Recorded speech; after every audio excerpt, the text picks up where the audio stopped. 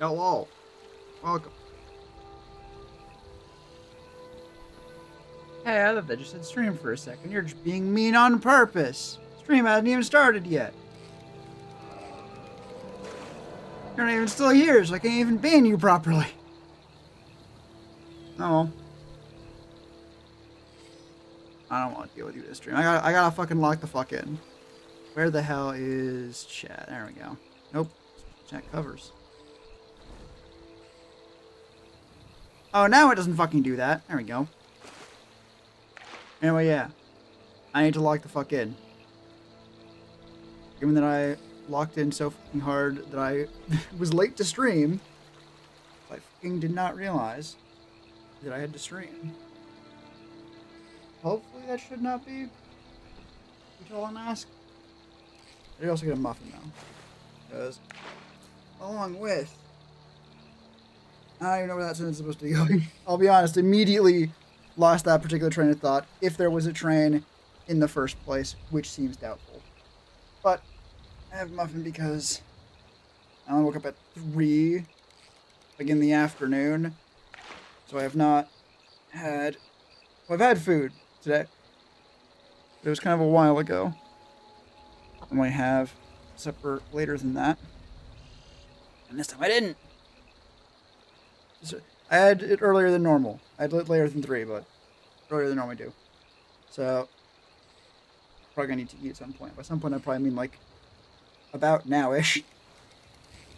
There we go. Just make sure I can still see that the delightful fishing noises are working as intended.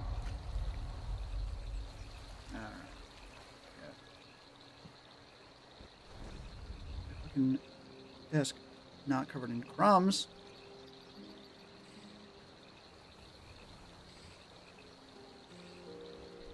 Yeah, it's like a... It's actually Raisin Bran. It's actually not like a weird flavor that requires explanation. Besides the fact that I like it.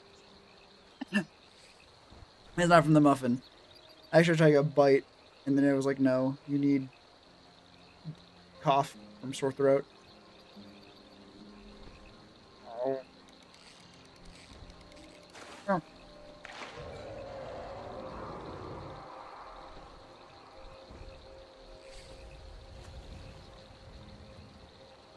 You know, I feel like I almost have the words to describe why kids so obviously hate raisins. And then carries like into adulthood. Like I just can't fucking figure out the exact ones that actually make sense.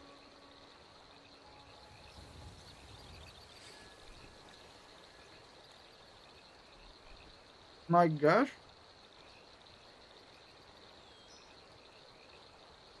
Without being able to place like the specific words for the flavor that I think kids would find objectionable, is that it's so often in stuff like muffins, where kids, given, you know, a limited experience being alive and all that, are most used to seeing things like chocolate chips.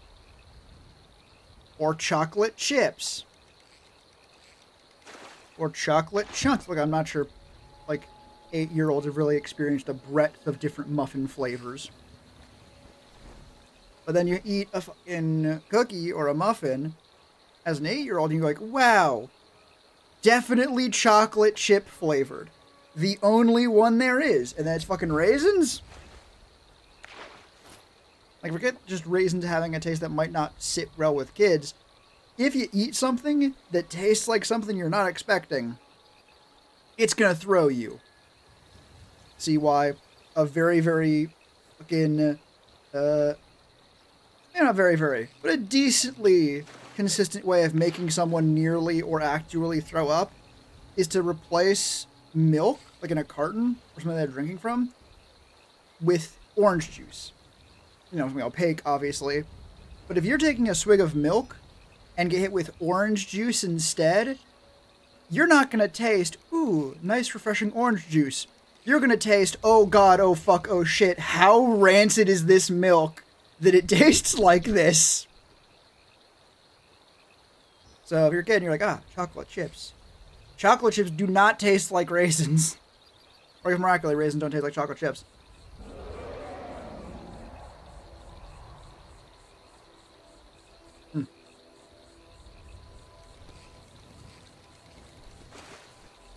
And of course, the reason they're in so many things like fruitcake or muffins because they are very sweet still.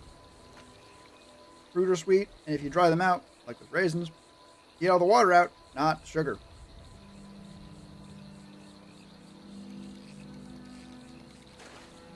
That's it. That's the words. Because fruits tend to also have a fair bit of tartness or acidity, which, also does not necessarily get taken out with drying.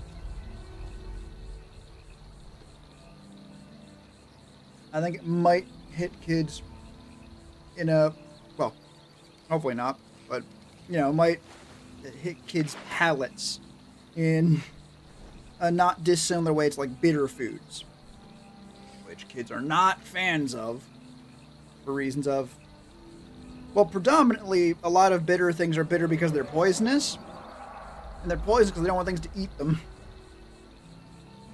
So, kids who are not as durable to things like that because they're babies have a stronger repulsion to them. So, they didn't die from eating poisonous leaves.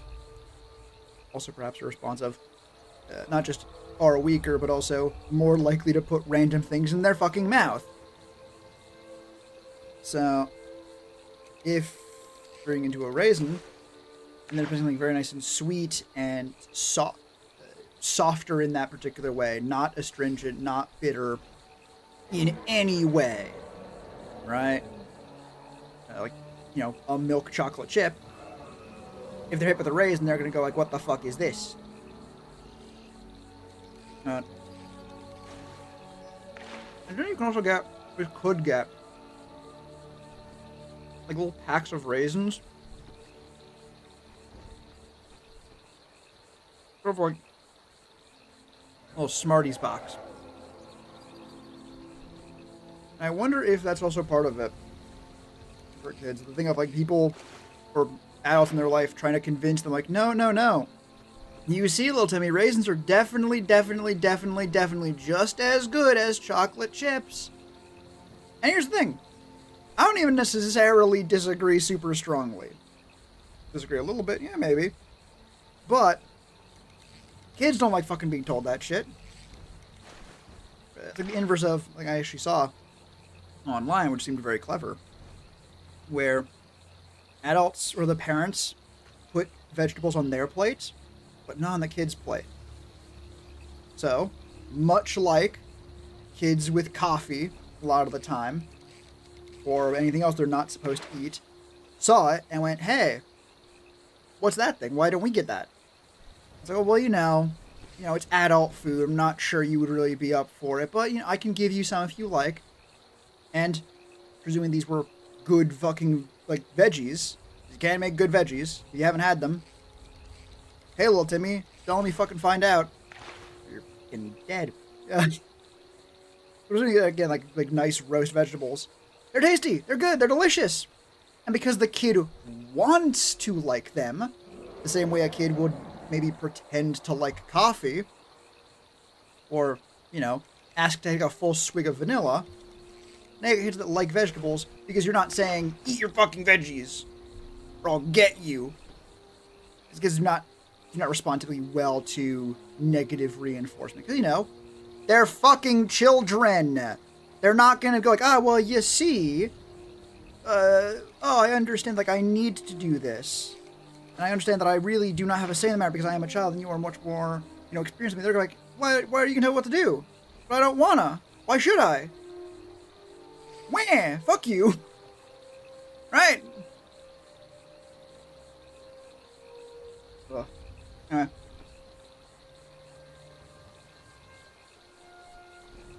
There's been a meandering PSA on Raisin Bran muffins and, I suppose, just child raising in general. You're back. Welcome back, Kirby. You missed my award-winning presentation on the intersection of Raisin Bran muffins and also being a halfway decent parent. Pretty sure going to be re-released on Netflix in about a month's time. Don't really catch it there.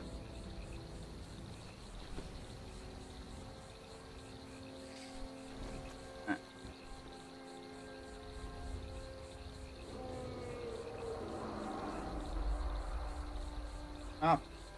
Just fucking talk. Fuck!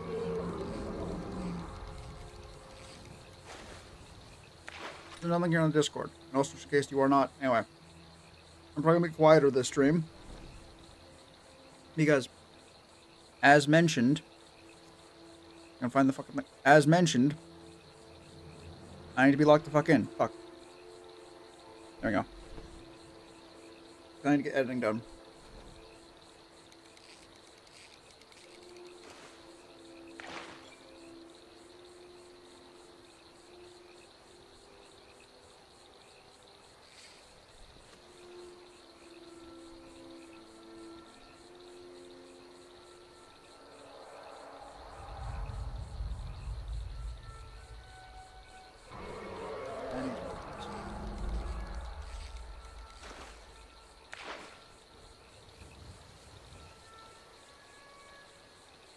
Alright.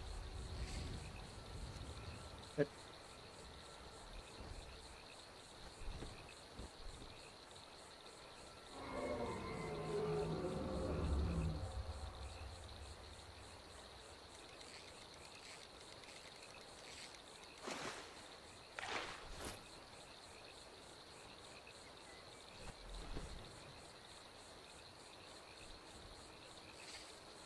Not good enough.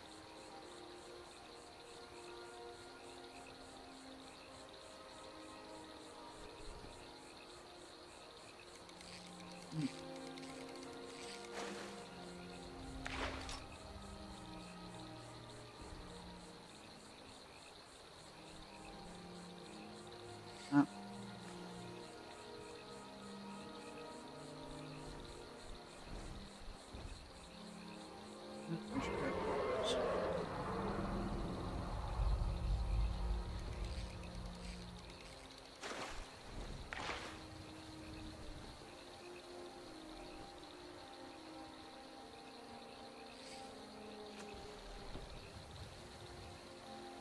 That work?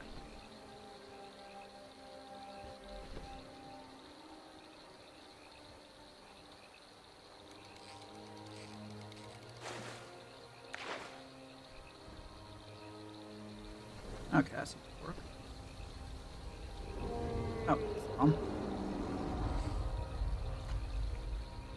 oh shit, right.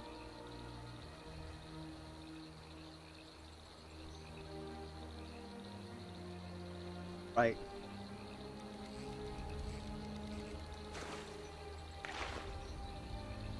I was going to use this now. Right. This should. Keyword. Should. Work out okay. It already has not. Fuck.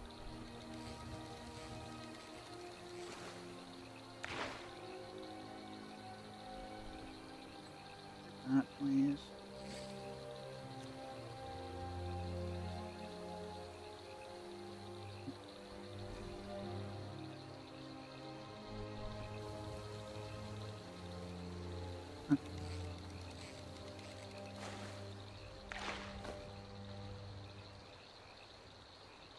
Need to unbreak these now. Unbreak that.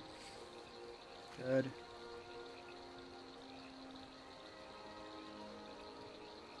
Break that bit. That bit. Good.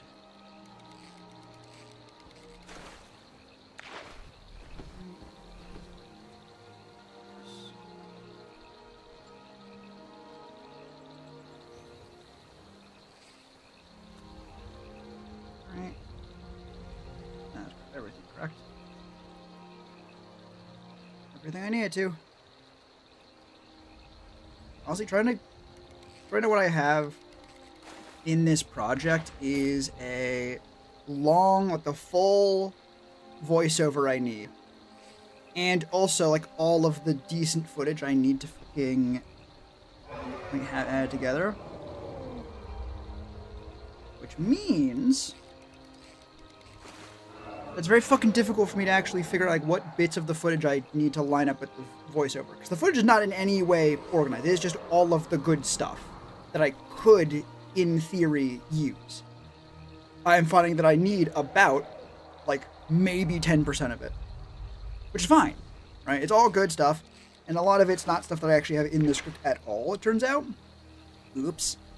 But I can just scrub through it very easily to go like, okay, where's the stuff I actually care about? Because, you know, it's all decent stuff, right? Unless it's either about what I need it to be, or it's not. And if it's not, it's very easy to go like, that's not it. And if it is, well, then I'm done. Because it's already good. I've already done the work of cutting it all out. Like, all the bad stuff. But, with two massively long fucking bits, it's very difficult, particularly because what I want to be moving around most is the voice bits, which get more and more added to it, which then make it very difficult to move around, because it might just fucking, if you move something over where something else is, it just deletes what's underneath it. It's very annoying.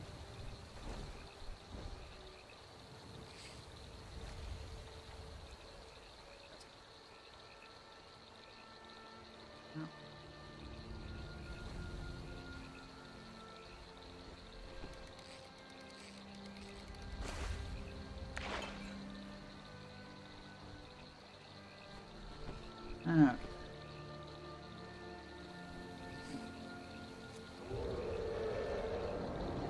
Marker. Hooray!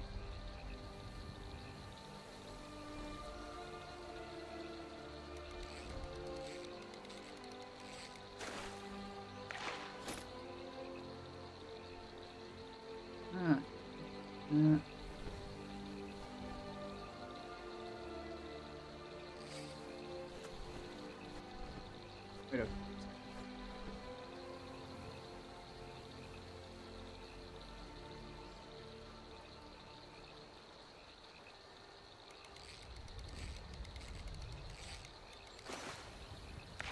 Huh? Right away.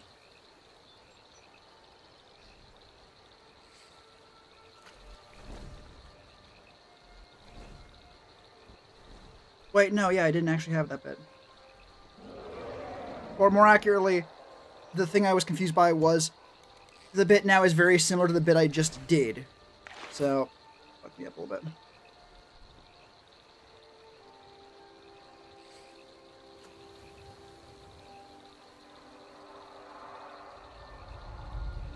You know, let's actually...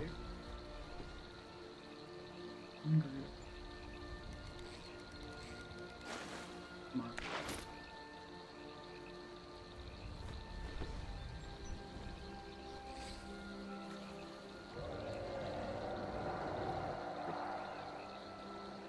Right.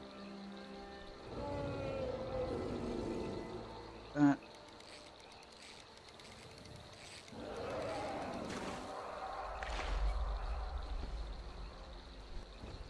Hey.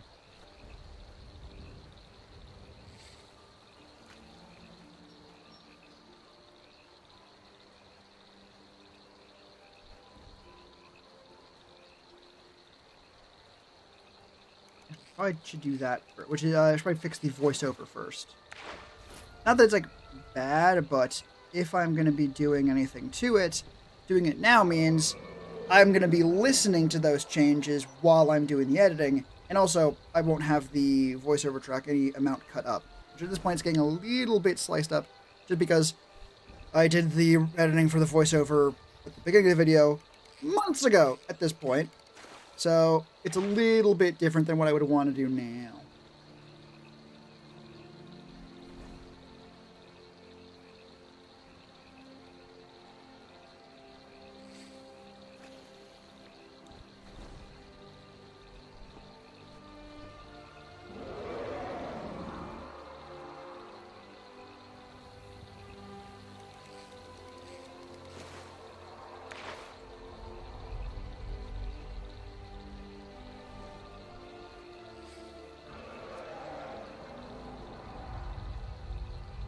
You know what's fucking weird? I've put all of like my voiceovers into like a nest in Premiere, basically a project within a project, so that it's all just one track. I don't need to constantly juggle all of them, which has its advantages. One of which is it sort of seems to automatically change the fucking volume of the nest. which like I had to do anyways, and it's making it a little bit quieter, which is not a bad thing for what I need, because the volume right now is like basically at limit. But also, I don't. It does. They don't have any effects on it. I looked, so I don't. I don't know why it's doing that. It is weird.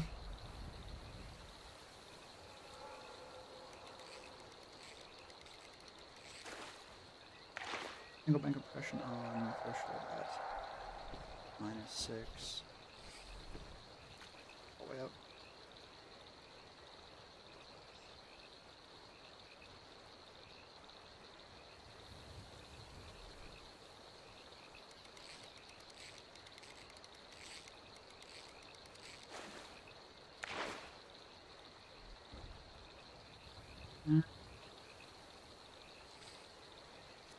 I want that to not be quite so high. Let me just turn on the attack.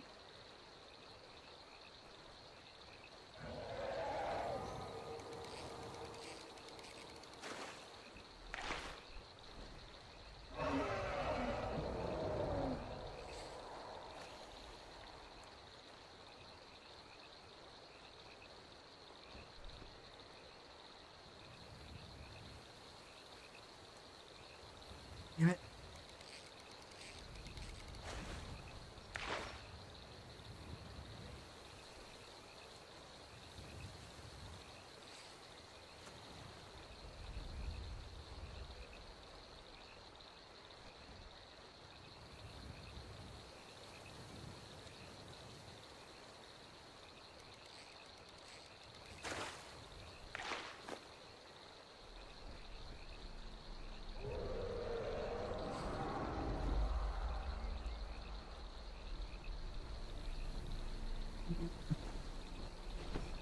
What if I added 2 more to that?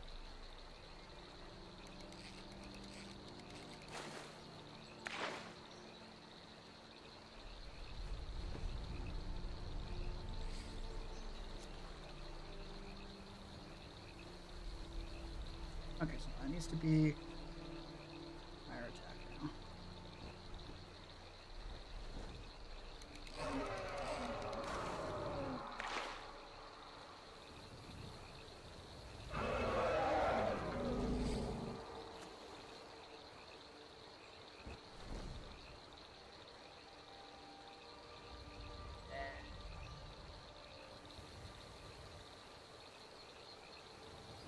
Probably good enough.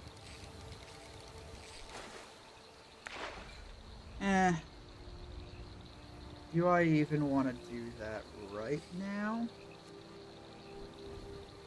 I think so.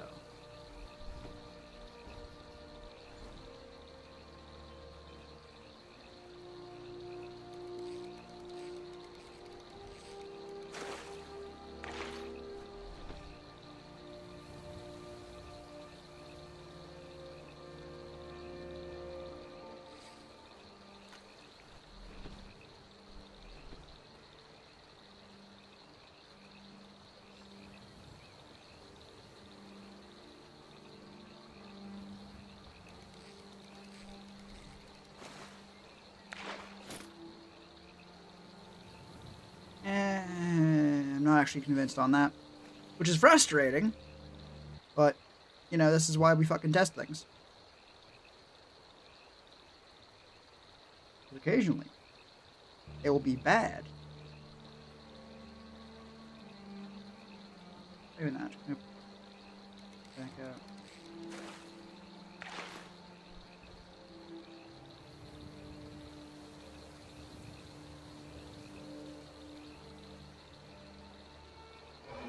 There we go.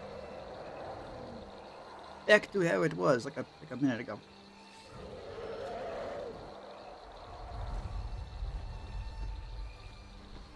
Aha! Okay, one of the benefits of actually willing to do a marker. Wait, actually, could I just do like there and have it work out? Huzzah!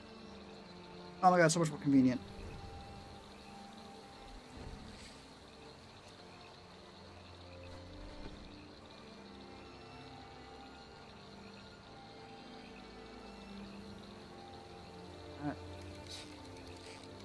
Honestly, I should be doing it now. You'll jump between them easier.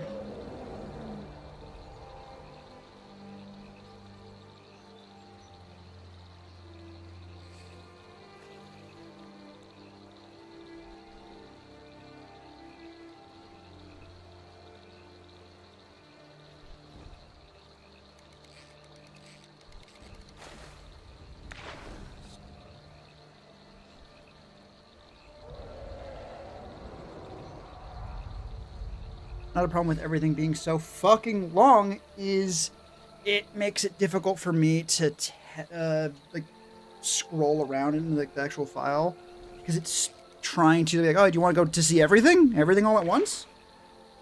No, fuck off.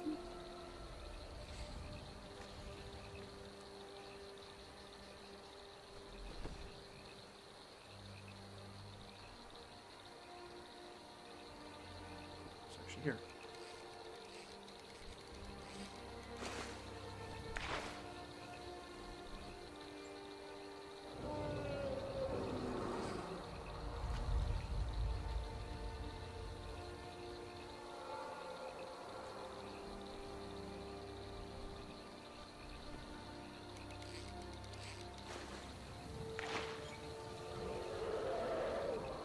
Okay, now it is on purpose. I love when things I do on purpose turn out to actually have good reason behind them. And I was not just off my shit.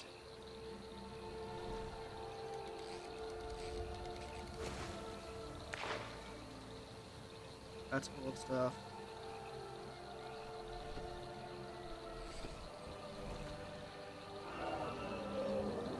It's like could actually just yeah. You're all one thing now. I've actually gone out of the area where it was. I dealt with it to not be so annoying to use.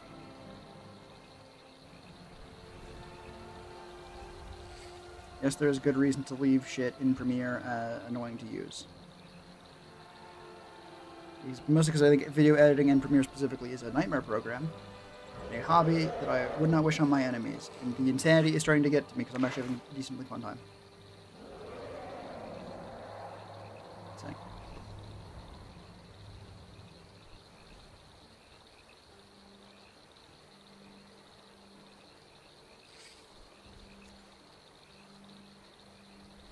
Where's the antenna coming? There we go.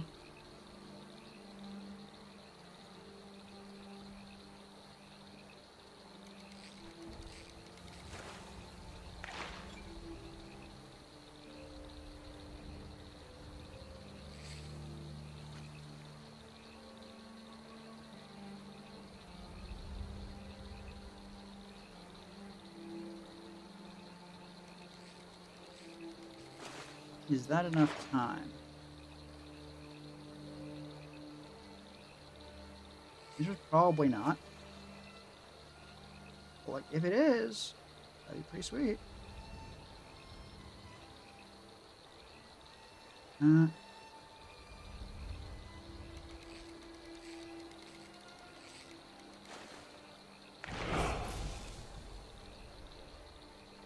Oh, hell yeah, it is long enough.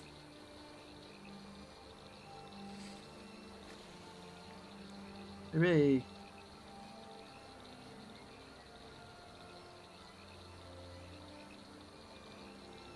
Grab that. Alrighty.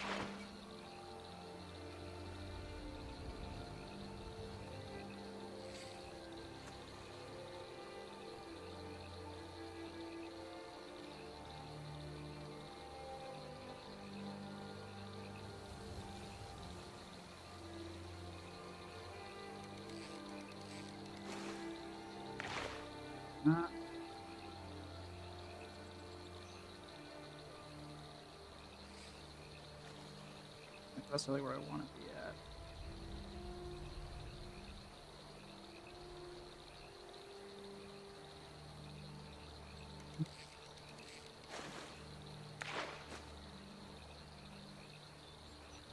Oh no, here.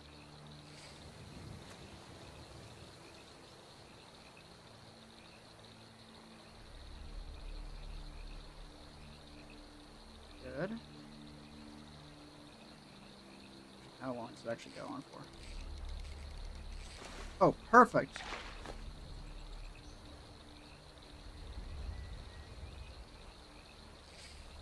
Where's it go most to the left? I need to make space. Right there. Okay, good. No.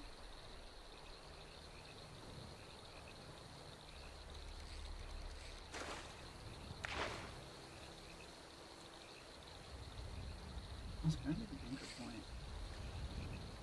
That way.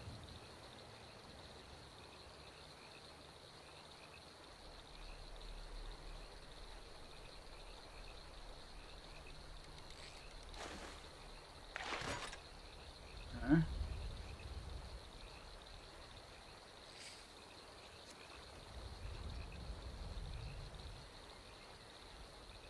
It's actually perfect.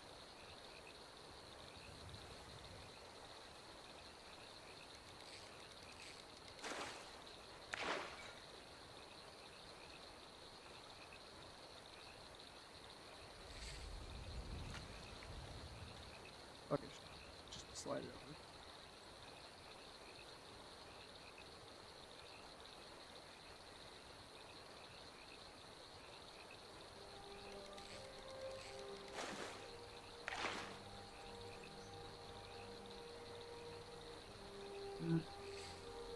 Oh, good.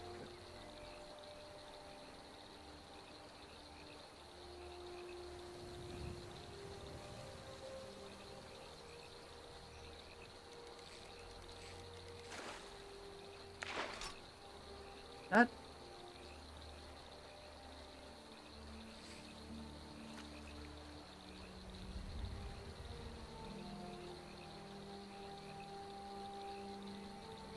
Enter. Ah, yeah, that's middle.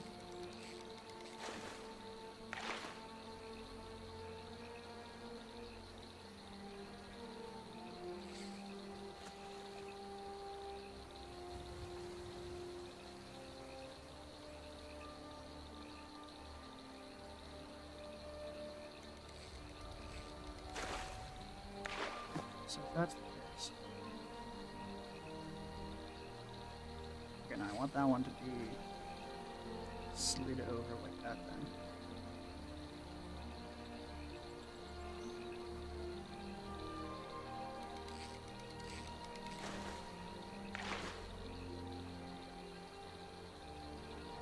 Yeah. Yeah. Okay, this actually going good. Nicely. Hooray!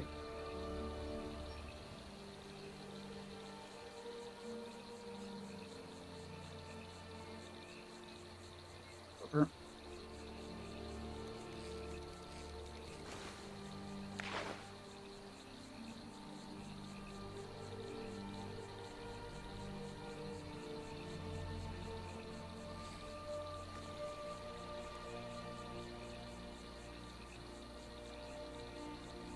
That?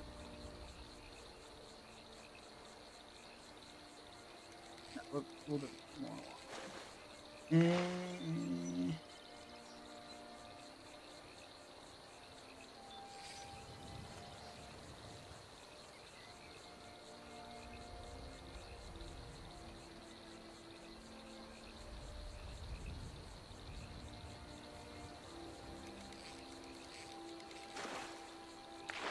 Actually, that was moved now.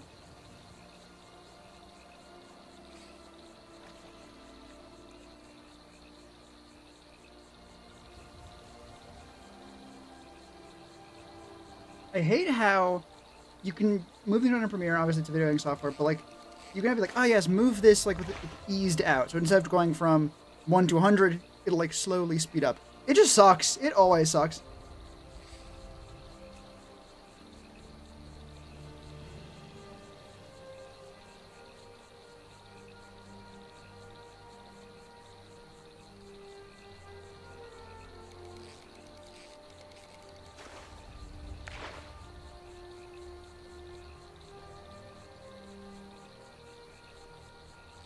That.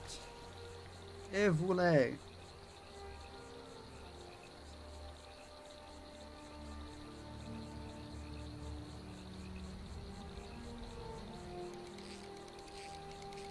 Sorry. I think at that point, or this point, all that stuff in the back wall. It is, again, good bits. Like, I could have absolutely used these if I, put them in the script. I don't need to, right? And at this point, it's so far in the past of, like, the video, it's not helpful.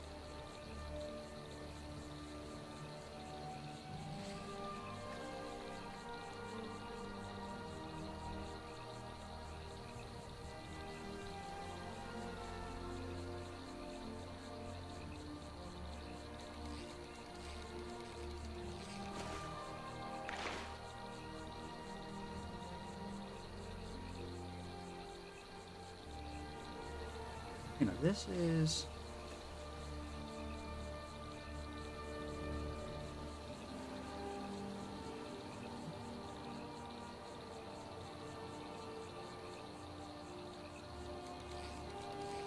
I'm just gonna fucking drag over all of these bits because they are all pretty decent. And mostly need to back at this point.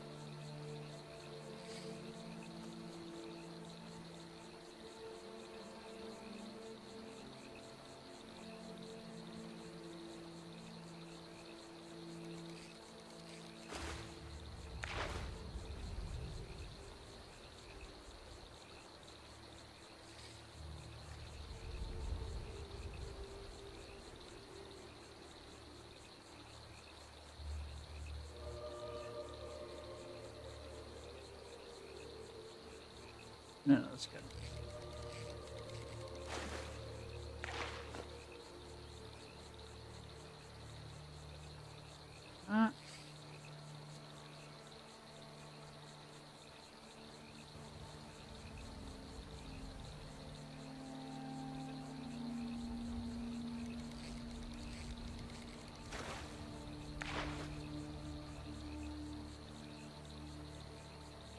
A little bit.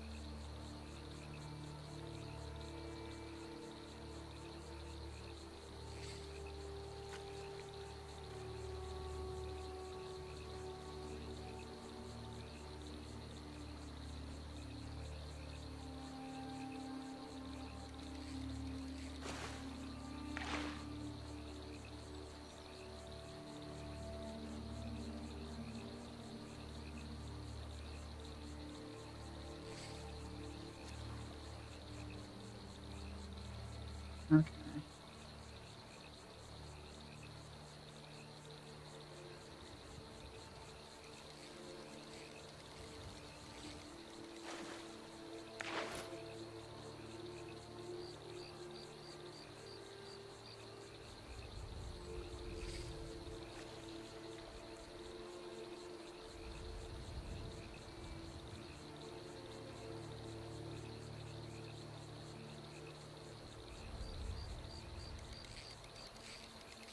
Okay.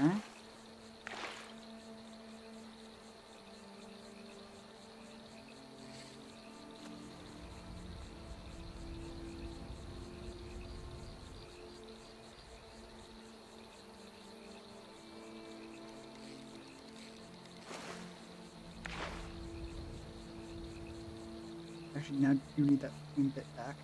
Which is fine. I have this fucking backup. 7, 7, 7. Alright.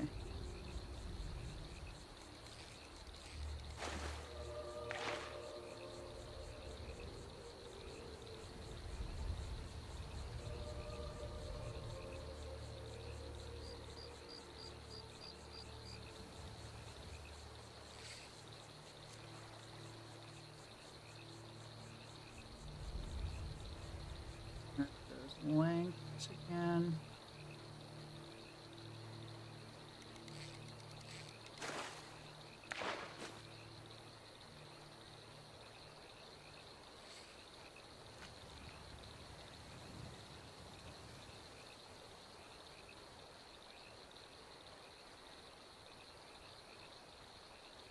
How's my moviness back and forth?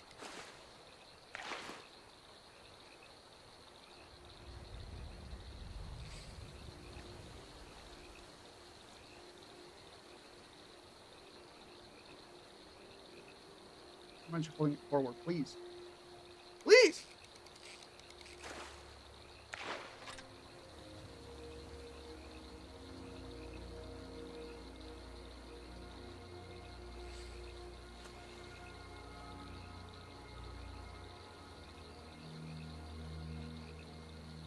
Bit too fixing-ish.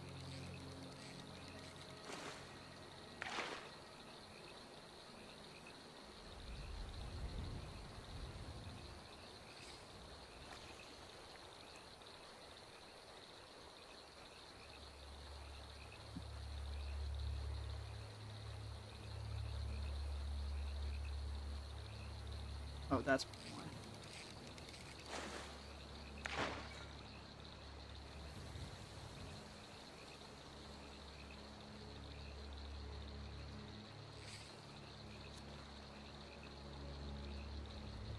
What else to do?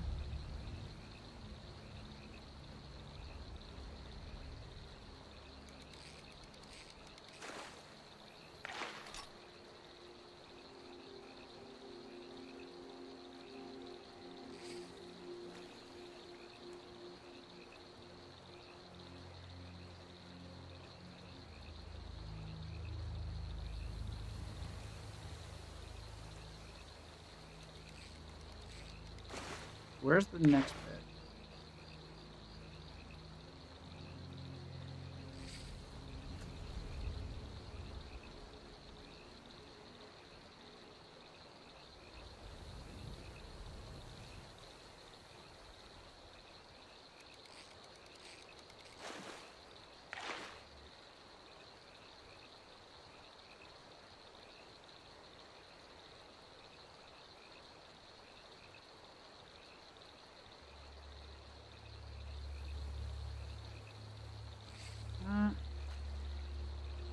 No, that is trying to break it down.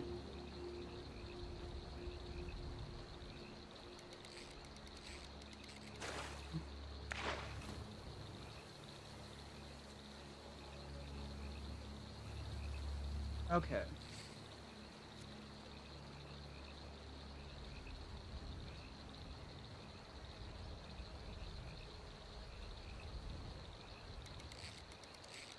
There. And that's going to be where I'm going to start with the actual other bits.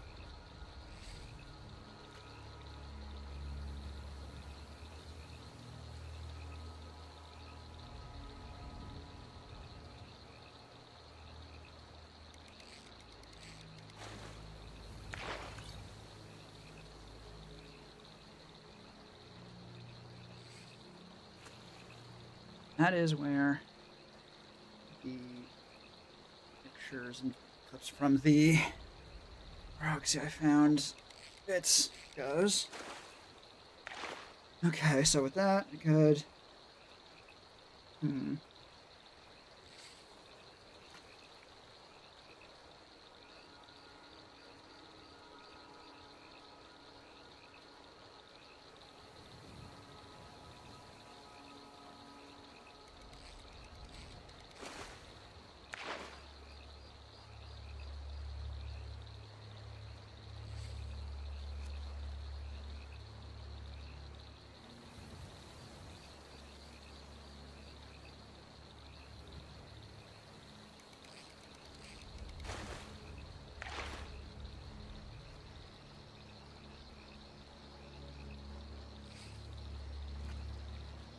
Evening, Camel. Good to see you. Hope you're doing well. How was your day been?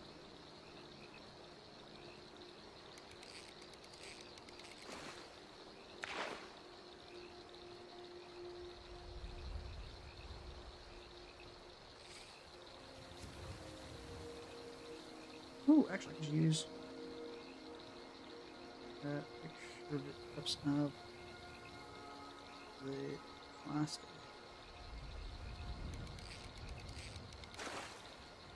Okay, wore out, had some chores to do outside. Oh no. Hopefully the cold's letting up at least a little bit then.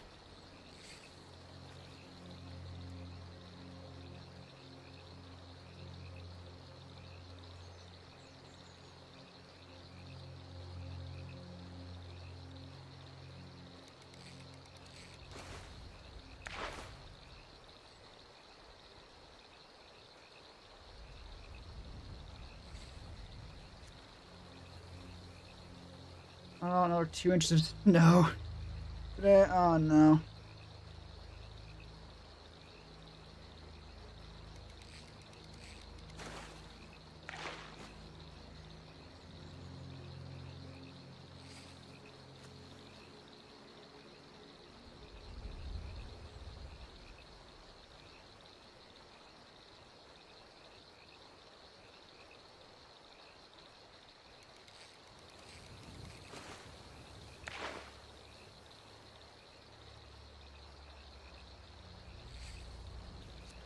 Actually, yeah.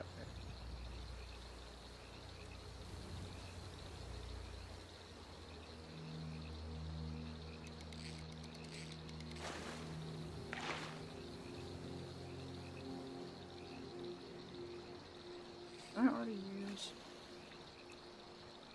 that one?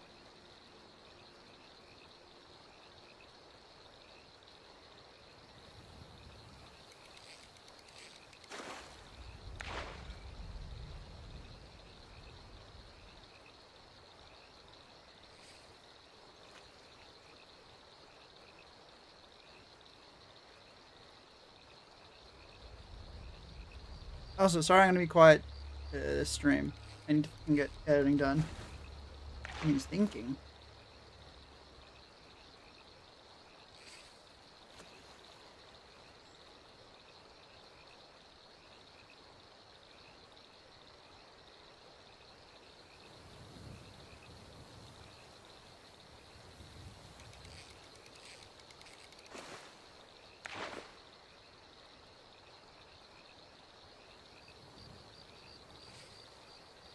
No.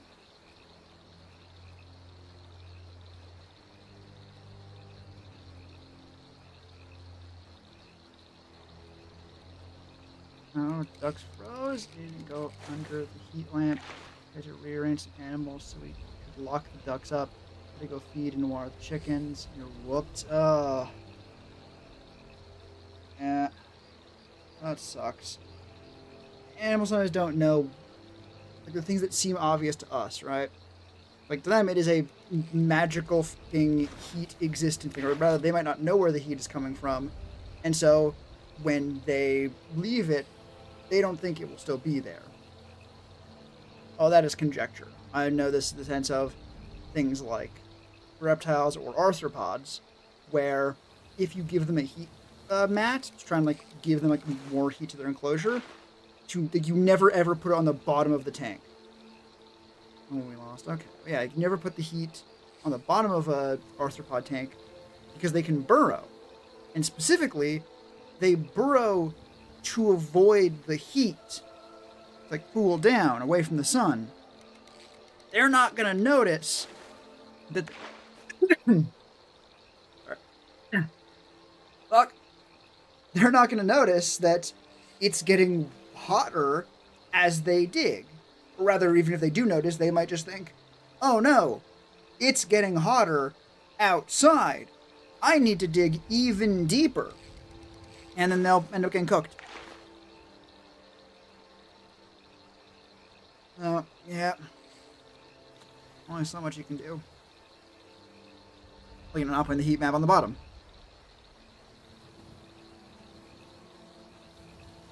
That one.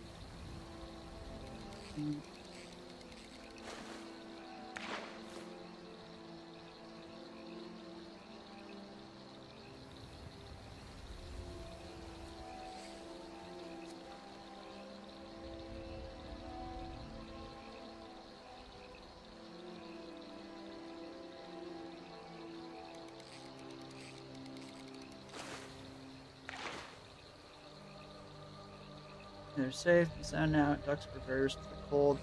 Just been a rough week. Yeah. I mean, if they weren't resistant to the cold, they would not be here still, right? They would have either migrated or died off.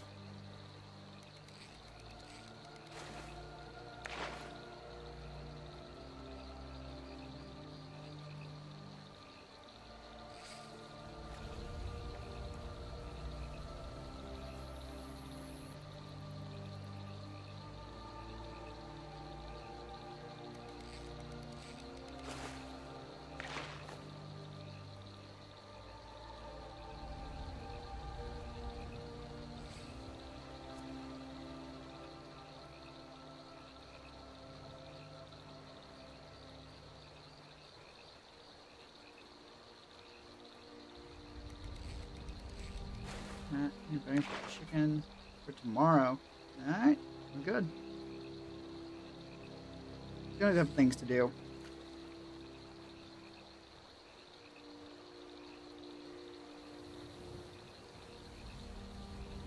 I really can get exhausting, but what do you know?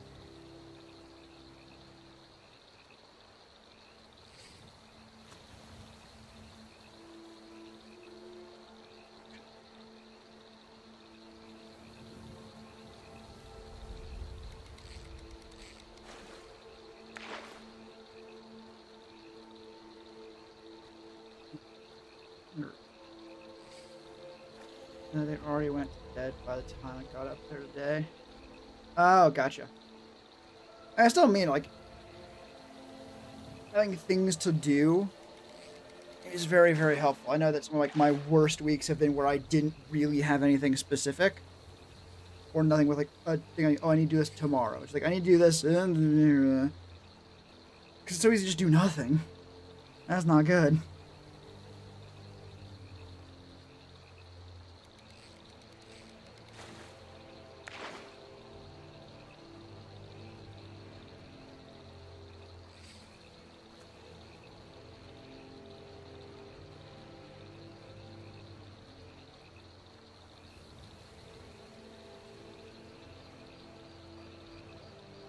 I feel like you can watch something. Hell yeah. I've actually found that recently with editing in general.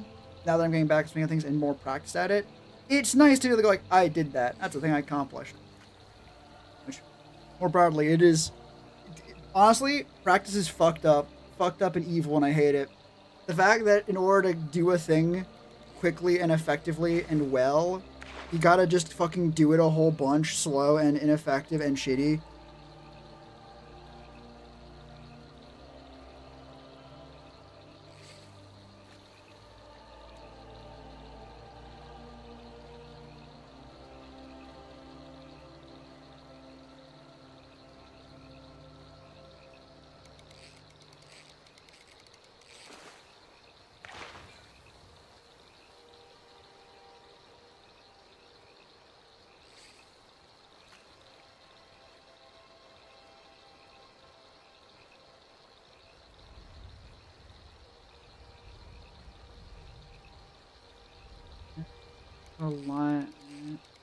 A line to one set of tires so you can skate down the driveway.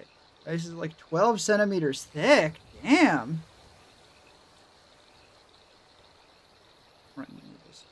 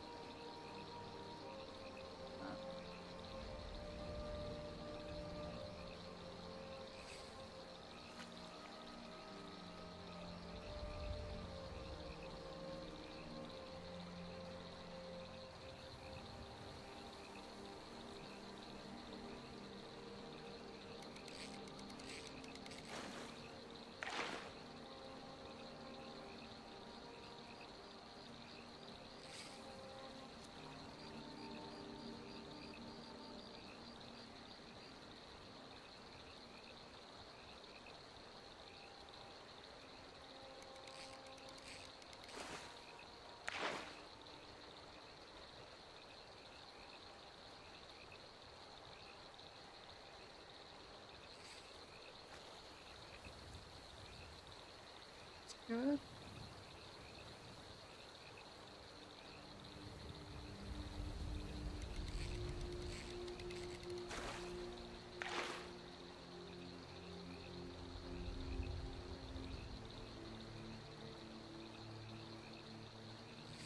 I need to be closer in. It doesn't be link.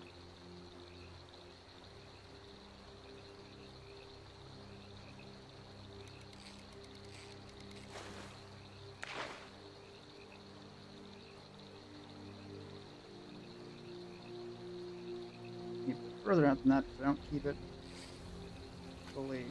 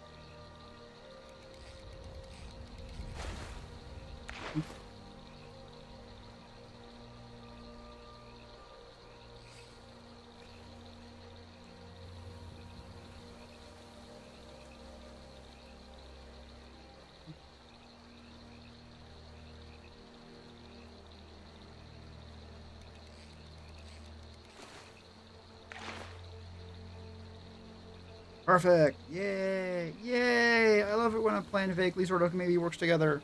Whoop.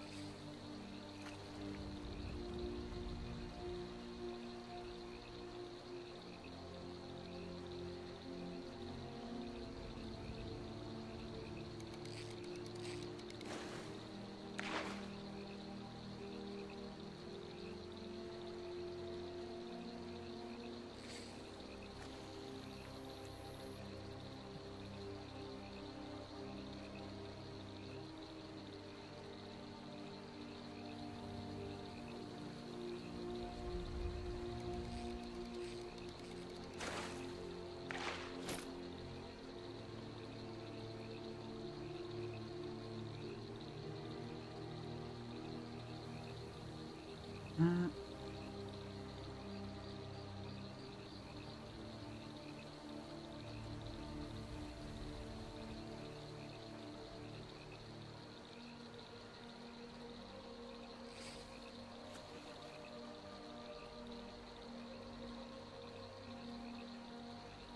up.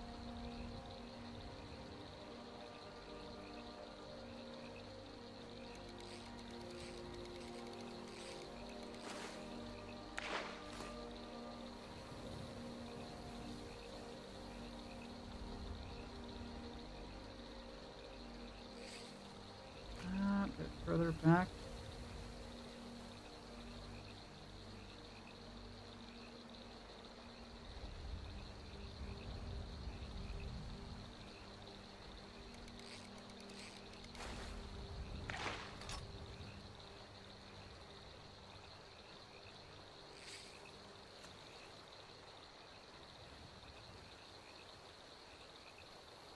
Oh.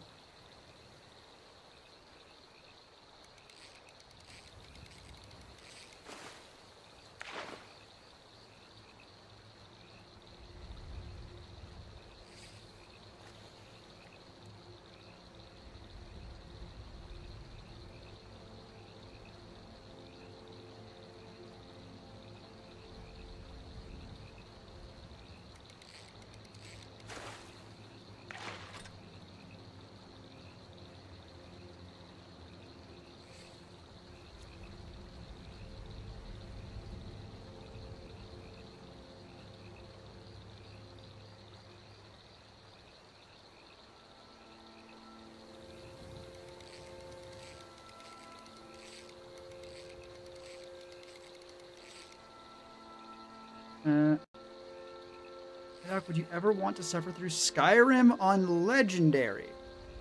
Honestly, yeah, probably. It's a decent enough excuse to play it again.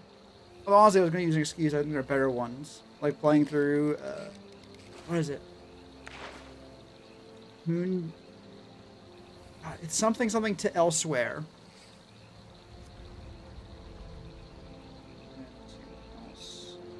Moon path to elsewhere. That's like a good reason. Yeah, honestly, Skyrim on Legendary. Like, Skyrim is not a difficult game, and it is so full of cheese and bullshit you can do as the player that it's hard for me to truly believe that without some other restriction, Legendary is going to be that big of a hassle.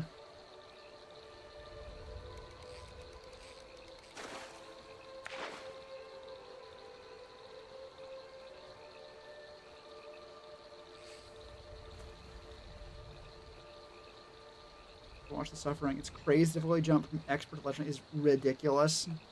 Yeah, alright.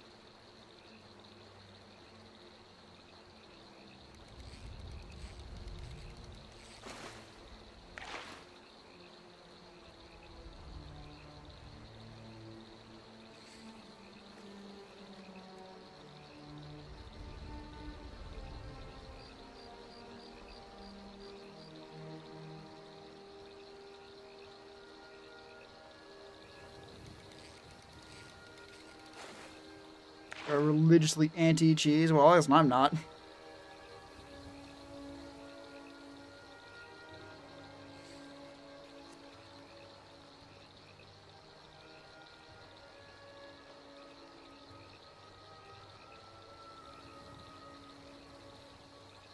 that just it? Did I just do it?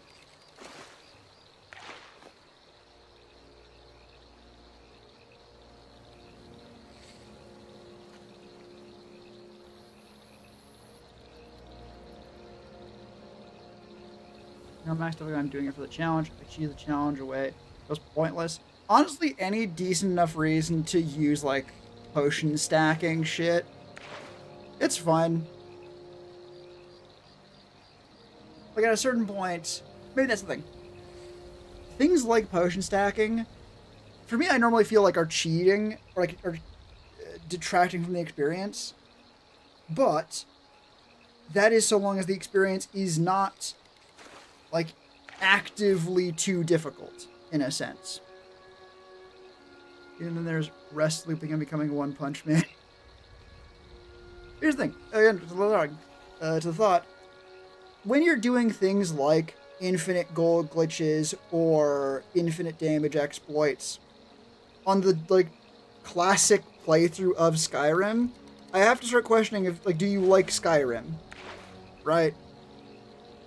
Maybe the answer is no. Maybe you're really just playing it to have that fucking conversation with Parthenax. And so you're like, I don't give a shit, just let me get through it. And it's either that or play on an easier difficulty, and at that point you're like, well, now everything just feels bad. However, on the hardest difficulties, if it's at a point where you're playing through it, especially if it's on stream, I'm playing it for reasons beyond just, let me rephrase that. I am enjoying it for reasons beyond simply the game itself at that point, right? And also, at the absolute highest difficulty, there's at least a reason to be doing stuff like getting as strong as possible, right? Because that's a concise way of putting it.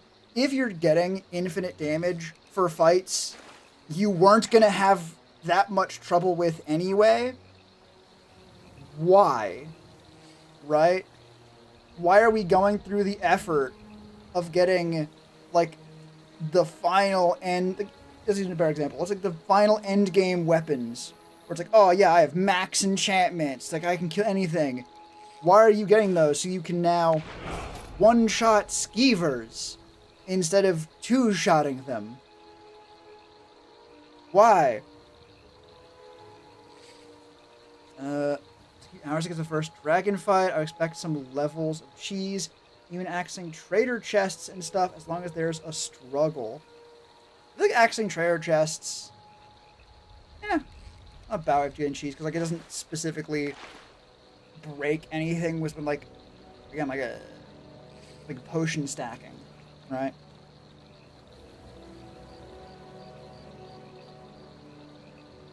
maybe that's a better specific angle for where I'm coming from. Sometimes it just feels fucking good to put a difficult game in its goddamn place. Right? No, get powerful, not paid. I'm talking even OP in this, like, at least theory. Because for something like Elden Ring, that's it. Seeing like someone like Let Me Solo Her just 1v1 Melania, or I know there's someone who did a very difficult, I think it was Bloodborne boss, Dancer of the Boreal Valley, without getting hit or dodging. That's cool as fuck. Seeing someone beat, like, Whomp's Fortress from Super Mario 64, damageless.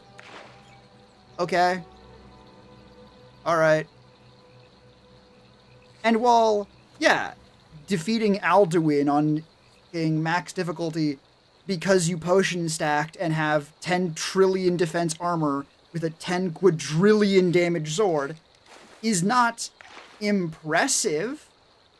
You are just following someone else's tutorial on how to fairly trivially solve the game.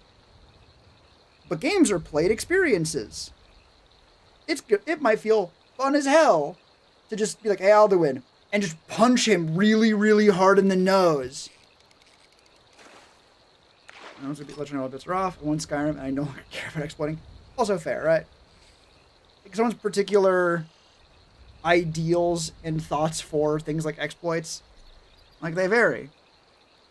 We know this because otherwise no one would be finding exploits.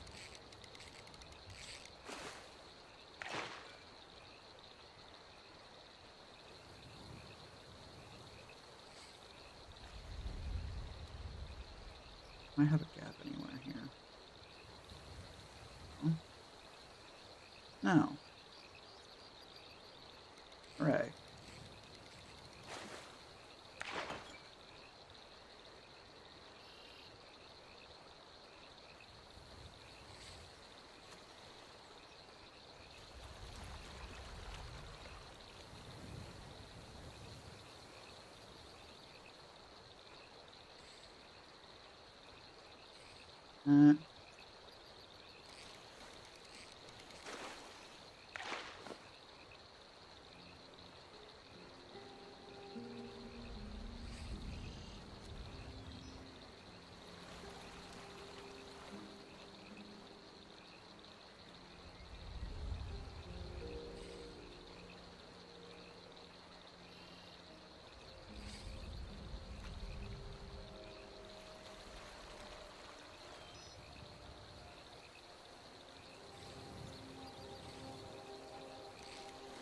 I don't know, I enjoy games as intended.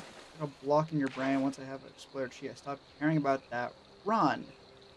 That's absolutely part of why exploits are typically not encouraged, because once you've done it, why bother anymore, right? And specifically with things like infinite damage exploits. Because there's like, oh yeah, you can now get slightly better equipment. It's like, okay, cool. So like most of the game is still fine because the equipment is not really changing that much. Or you can be slightly better. Okay, so the game is a little bit easier. But if you've already solved the game, why do you care? Right? You've already gotten the most impressive stuff. Or you've already gotten to be as impressive as possible.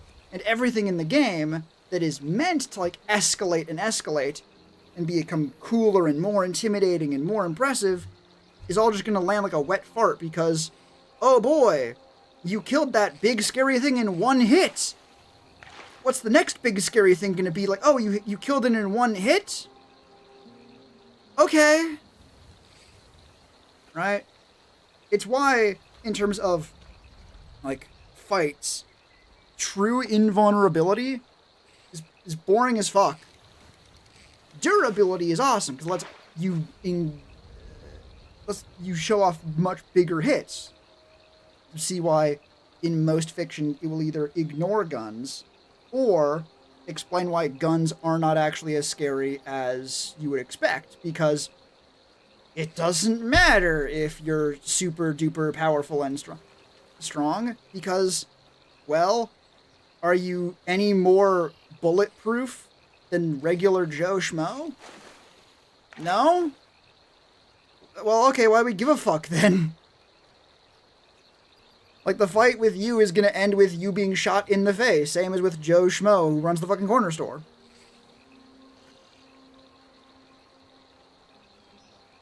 But with the invulnerability, it's like the opposite. Oh, cool. There's a big, scary bad guy who can do, like, a dragon with fire breath? Okay. Can you be hurt by fire? And can you be hurt by dragon teeth and claws? So, like, worst case for you, you get ragdolled. Which is going to be the same as when you get ragdolled by a giant. And same as we got ragdolled by a kraken. And same as we got ragdolled by fucking Toppen, Tengen, Gurren Lagann, Maximum Galaxy. Right? If all the attacks land badly, or God forbid, that's assuming we get ragdolled. If it's like, yeah, here's an energy blast of fire and lightning and fucking acid or whatever. If they don't do anything, you don't know which one's stronger. And if all of them do fundamentally the same thing, insert players getting mad as fuck when the ending to, I think it was Half-Life 3, was largely a color swap. Or at the very least, they were mad enough about it that that's what they fucking said it was.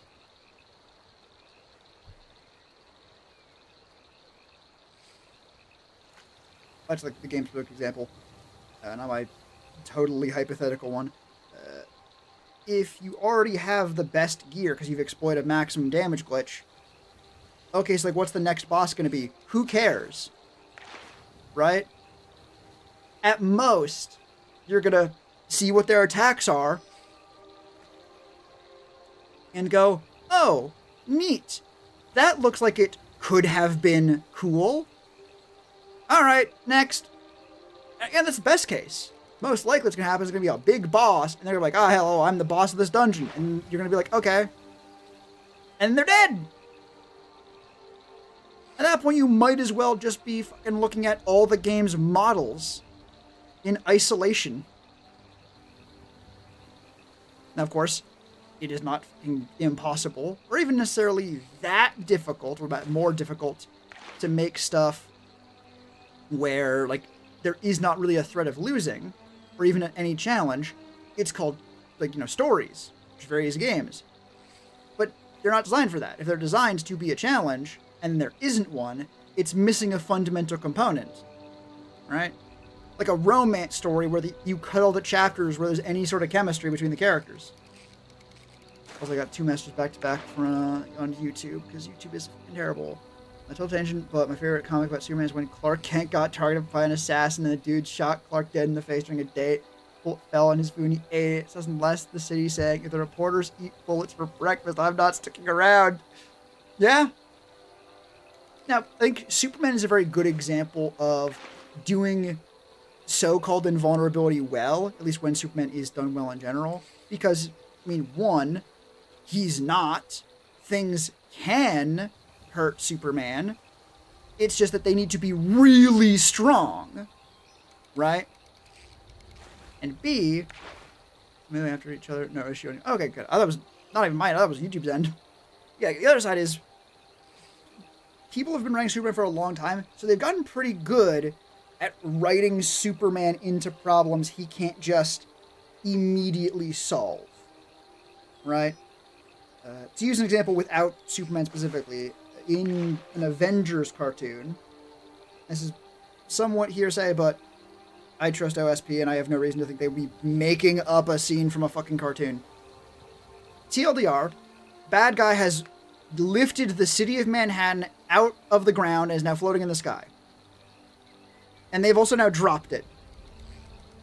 So everyone on the team is going to go stop the bad guy, except Thor. Thor's job is to catch the island of Manhattan. Put this on to something like Superman. Yeah, he's really, really, really, really tough. You can always throw a bigger thing at him. Anything below true invulnerability, you can meet the limit of. And typically the problem is, or one of the challenges is making that feel earned. A series I think that is particularly kind of bad at that particular bit is Invincible, where honestly a lot of things seem to be able to damage the so-called invincible characters. And they're hyped up to extreme levels, like punching holes through planets. Do you know what? It's a Marvel character, and every year he goes to deliver Darkseid's call every year. Marvel having Santa as a character is so fucking funny. It is genuinely very good. I was interacting with like Doctor Doom. It's all like, regardless, very big danger. Yeah, you can do something with invincible characters where it's like, okay, no. They are able to be hurt, but it takes a lot.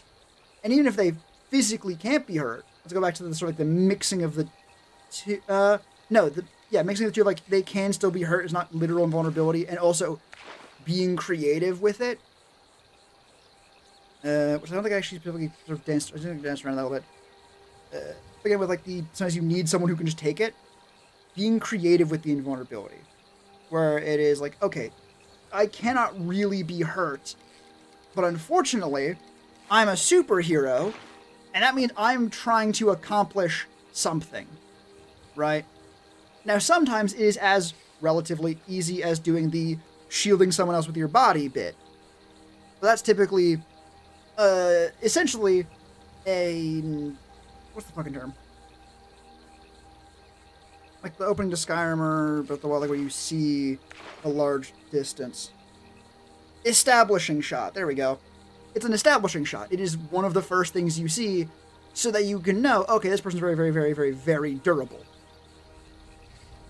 Now, what are they going to do with that? Or how are they going to use that? Right? Because if their only concern is damage to themselves, well, why are they here? What have they showed up to do? Right? Because while it is a very cool scene whenever it happens, or perhaps an overdone scene, depending on who you ask, the villain showing up to deal with the hero themselves and looking for the hero specifically is not that common. Most of the time they're doing other things and the heroes have to go out and stop them. And now, invulnerability doesn't necessarily seem all that cool because, okay, oh, there's a runaway train. Don't worry, it can't hurt me. It's like, cool, can you stop it? Not really. And all the Marvel movies for the last 5 years. Don't worry, so am I. I don't think it matters. I will lock out for like 2 seconds. List of Marvel MCU movies.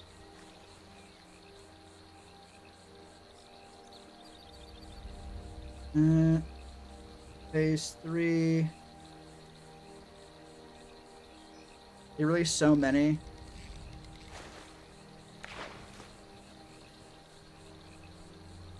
Yeah, or like Phase 4.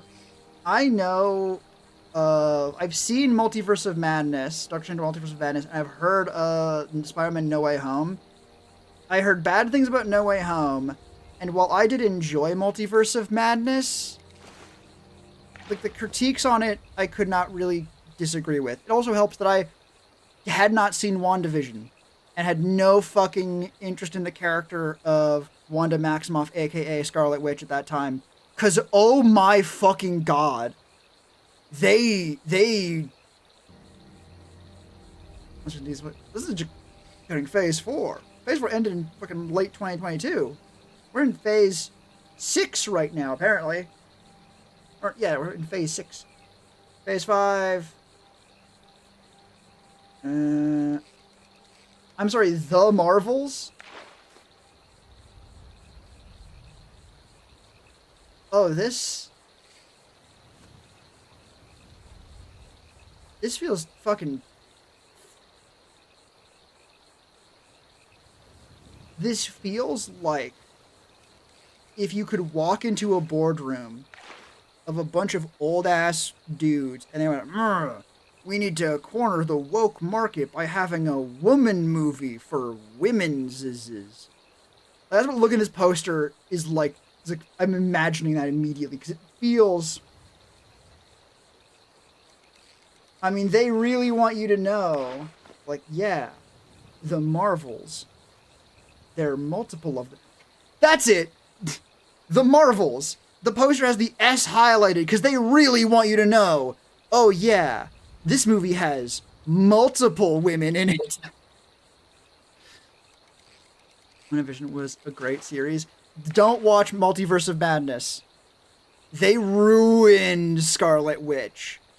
Oh my god. You are better off not fucking, like, thinking in the same universe. Trying so hard to be PC inclusive really put you off. Like, I'm gonna clarify that statement a little bit for you and also me in a second. Like, it feels so badly forced.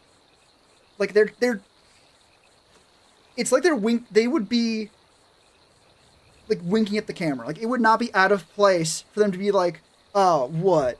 Didn't think a girl would show up? Winks directly into the camera. I'm not sure that would make it any worse. Aside from, just increasing the total volume of bullshit. Not to mention the obvious thing of, they're still putting out shitty things. Like, I mean, in, what even was it? Fucking a million years ago. Avengers Endgame. They're like two of their biggest, if not the biggest female leads they had. Right? Like, they throw the spoilers from a movie that came out more than half a decade ago and that, is not actually that maybe good. Like, they throw Scarlet Witch off a cliff and then have Gamora both get killed by Thanos and then come back with all her character's stuff undone?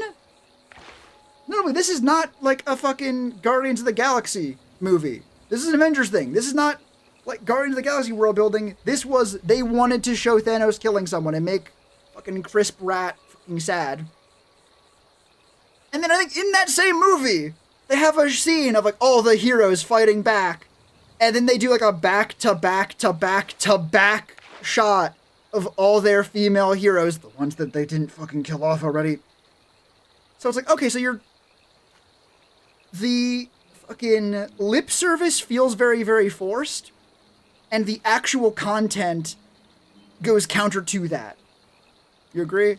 Good. I figured, but that phrasing you did also could fucking apply to just shitheads who are like, ugh, why are there so many women's in my fucking cartoons? I mean, action movies. It's like, dog, there are two of them. What the fuck are you talking about? But no, in terms of this, like, Marvel, it is... It does not feel genuine. That's it. It doesn't feel genuine. That makes it feel bad. It's like, okay, so you're playing... Like, yes, look at, we appreciate and respect women. And when that feels insincere, oh god! Not you at all? Exactly. And when the statement is, but like, yeah, we respect women here at Marvel Studios. When that feels ungenuine, oh no! Back to the specific movies. Phase 4. There are other ones that I've heard are decent. I actually heard Love and Thunder is pretty good. Or it seems pretty good. I just want to watch it. I haven't seen that one? No. Wakanda Forever, I have not heard anything about. But I also have not heard a lot about many of these. I heard Eternals was bad. I think Shang-Chi was Shang-Chi? God, I don't know how to pronounce that, I'm sorry. Shang-Chi and the Legend of the Ten Rings honestly seemed pretty cool and good. I hope. It might have been like a TV show that was a different thing. We only played a woman in this role because the boss says we have to have two in the PC police. I have not seen the particular scene you're talking about. I would not be surprised. And this doesn't even feel like token at this point. Like, again, the Marvels poster does not feel like they were like, we have to make more female superheroes. This, it feels like they're bragging. It feels like brag, like, oh yeah, look at this. We have a movie of like just the female heroes. Like it's, yeah, Marvels, plural. So we got a bunch of them. It's like they expect a gold sticker, right? Oh god.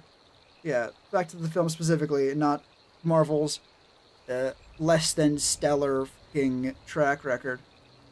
Okay. Yeah, like uh, Ant-Man and Wasp, Quantumania. Didn't hear much about it. Honestly, I might want to check it out because I remember the first one being pretty good. Guardians of the Galaxy 3, I've heard that they like run with it. Like, no, they're not gonna undo the fucking death of Gamora. They're not gonna just like undo that and get your happy ending anymore. They're gonna treat it with the respect it deserves. However much else behind it. Maybe that's the thing. Before, if we go back to like Phase 1, yeah, apparently the Incredible Hulk, people hated it. It's actually not that bad. But like Iron Man 2, Thor a little bit, Captain America, First Avenger, The Avengers. People were like, oh wow, these are fucking great movies. That's all you would hear about is the good ones. Right? You didn't hear about fucking The Incredible Hulk. And then with Phase 2, Iron Man 3, Winter Soldier, Guardians of the Galaxy, Ant-Man, and yeah, Thor the Dark World, and maybe Age of Ultron aren't the best, but you don't hear about those ones, right? You hear about the good ones. You're like, oh, people were talking about the good ones. And you have Civil War, Doctor Strange, Guardians of the Galaxy 2, Spider-Man, Thor, Ragnarok, Black Panther, and these are all fucking great, right? But then they do an Avengers thing again, and Infinity War is the most hype shit in existence. And then they have fucking hell, was it? Ant-Man was in the middle of that. Yeah, Ant-Man and Captain Marvel were in the middle of Infinity War and Endgame.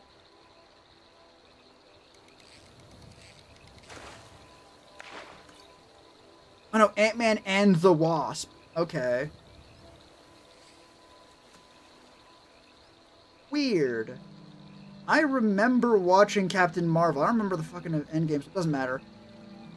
Then Endgame happened, and then Far From Home happened, and it was like, right now Marvel is like the hottest name in the universe, and only in retrospect I think people have really started coming down on it. And Wasp, cool. Yeah, and then it's like, okay, Phase 4, or the films from Phase 4, 5, and Phase 6 are commonly known as the Multiverse Saga, according to Wikipedia. But yeah, Phase 4. Oh, how does that go? Black Widow, Eternals, Spider-Man No Way Home, you know, the multiverse one. Multiverse of Madness. And then it's like, okay, Wakanda Forever, maybe that's good. Love and Thunder, I heard that seems pretty good. Ant-Man and the Wasp, Quantumania, The Marvels. Like, by this point, I mean, when was the last, like, Avengers movie? We got, oh fuck, Endgame, 2019, all of Phase 4, nuttin', all of Phase 5, nuttin'. Maybe Thunderbolts was meant to be that? And then, like, Phase 6, Avengers Doomsday is apparently going to come out, like, the end of this year. And then Secret War the year after that. In the first 3 phases of Marvel MCU, all the people would talk about were the good ones. Like, there were a few bad ones, but you know, you just ignore those ones. Now, as I mentioned a couple times, there are films like Shang-Chi, like Thor Love and Thunder, Deadpool and Wolverine, that could be really good. I don't hear about them. So all I hear about is the bad ones. Is Shazam Marvel? No, I don't think so. I think that's actually why he's Shazam and not Captain Marvel. He used to be Captain Marvel, and then Marvel was like, hey, dickheads. Shazam was pretty good. I think Shazam just was good. I don't remember. Also, I know that one is DC with more confidence. That's the wrong phrase. I have a better evidence for that thing being DC because at the ending of the Shazam movie, like I don't think it was an end of credits thing. I think it was just the end of the movie. You see, like, I think maybe one of Billy Batson's friends, Shazam, is in school like, eating lunch alone. Or perhaps it might be something else. Regardless, he shows up to school to sit with a kid who didn't have friends.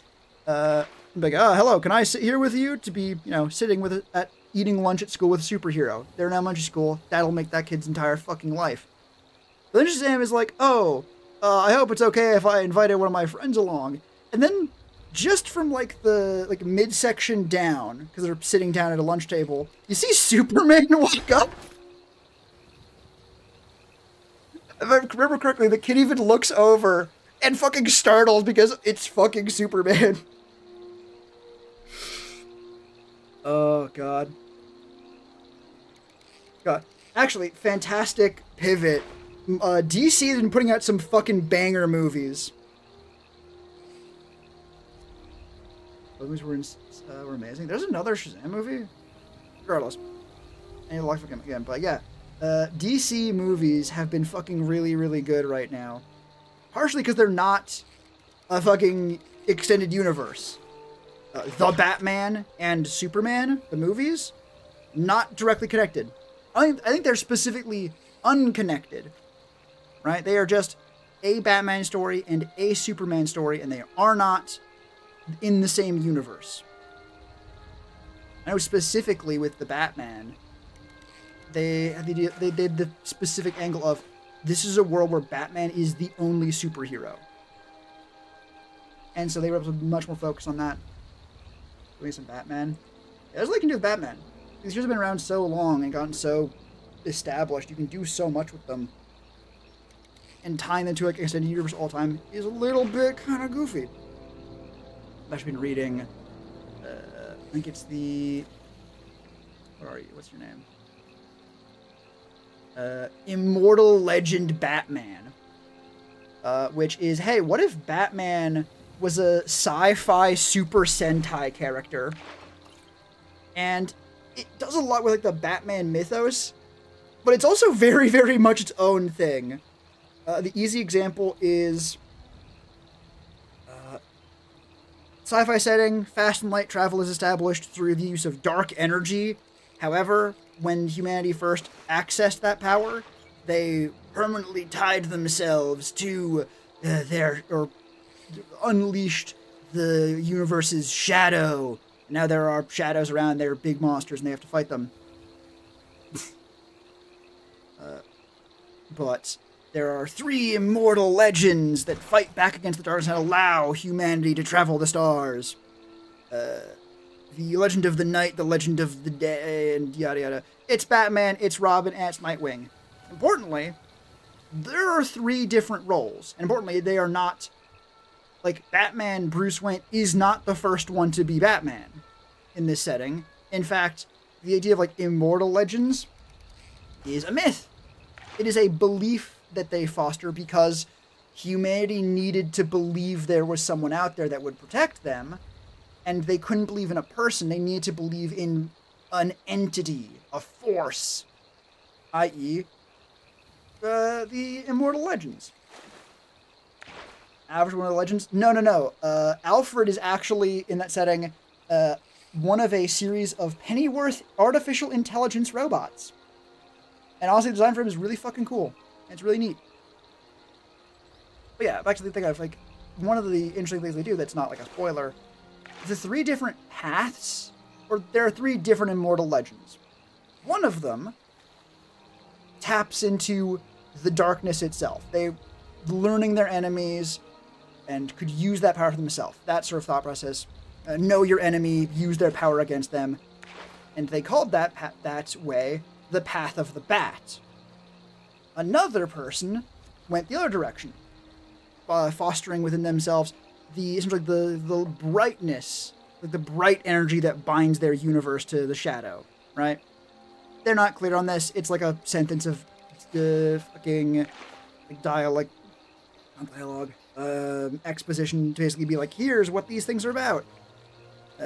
What's important though is that the person who created or founded this way of dealing with shadows called it the Path of the Robin. And there is, of course, someone, the third member, who decided, like, no, maybe the best way of dealing with this is to pick and choose whichever path is most suited to the current scenario. And they called that middle road the Path of the Nightwing. In Immortal Legend Batman, Batman, Nightwing, and Robin, who are like the same characters, like it's Dick Grayson, it's Tim Drake, but they are all co-workers. Batman did not pick them. They are all equals on a team, which is very not normal for fucking Batman stories, but it's cool. Master chooses not to kill. I do not adhere to the same beliefs after racking a shotgun. That's a very good scene. Yeah, again, you can do main different things with these fucking characters, and it's good. It's good to see that we're getting more of that. At least from DC. Marvel is, again, still stuck in their MCU, which is fallen a little bit out of favor.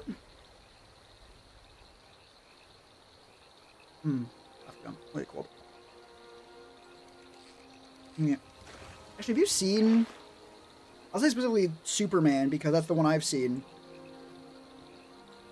Because, God, that movie was so fucking good.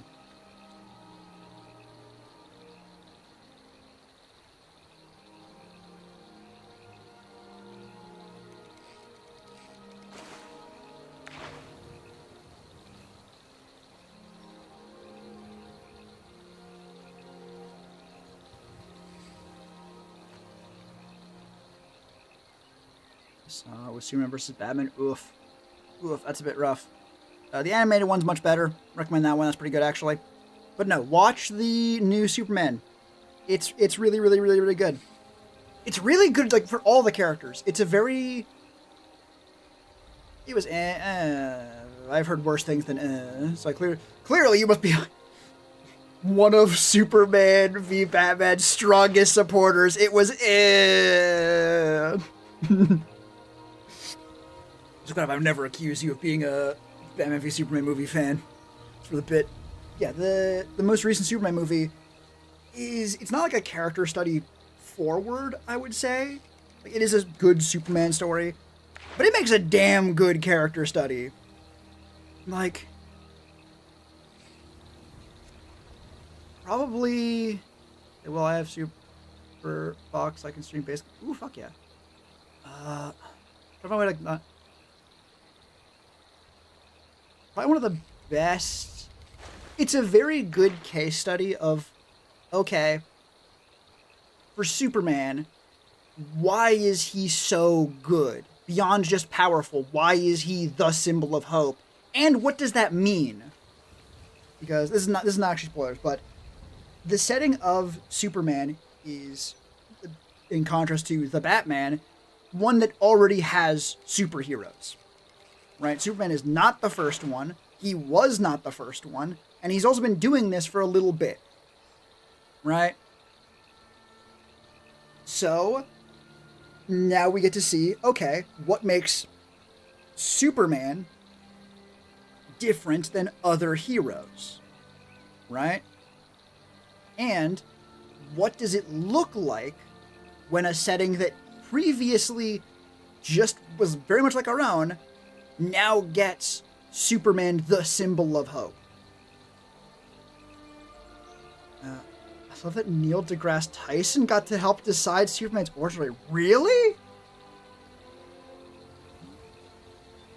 Tyson, Superman.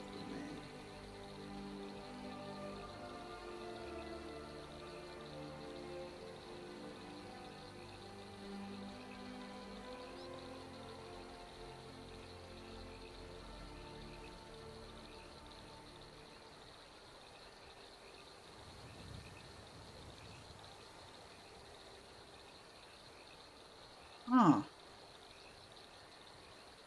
Oh, here we go. This would be it, I think.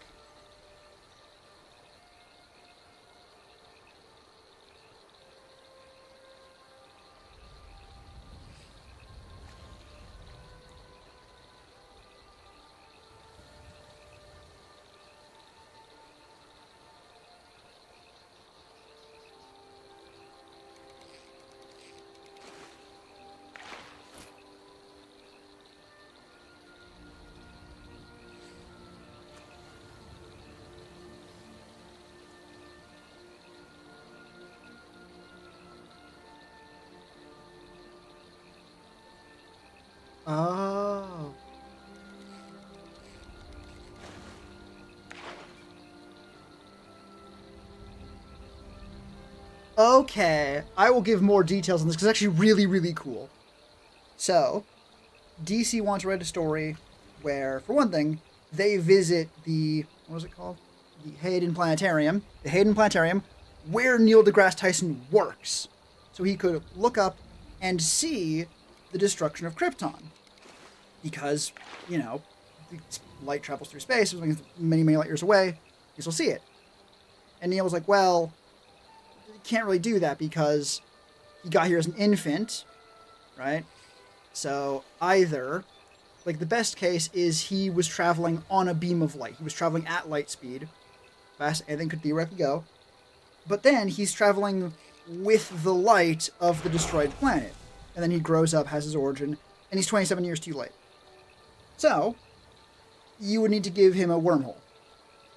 Right? You would need to have him leave Krypton and immediately get to Earth. That way, he's on Earth, he grows up, he has his origin, and the light from destroyed Krypton is still coming to Earth. And so, apparently, according to Neil, apparently he found Detective Comics, a red star 27 light years from Earth. And to quote him directly,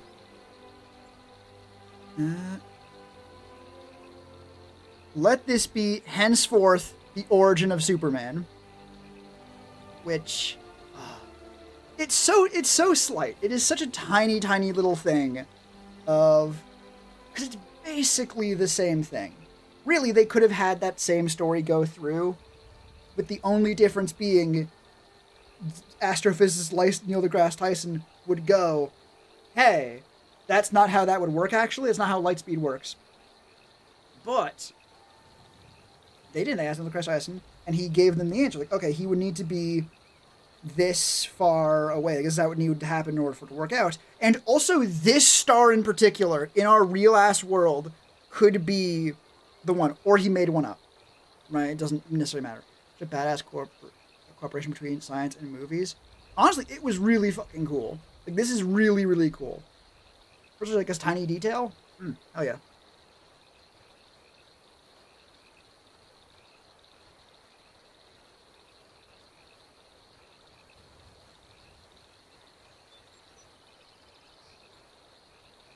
Oh, fuck.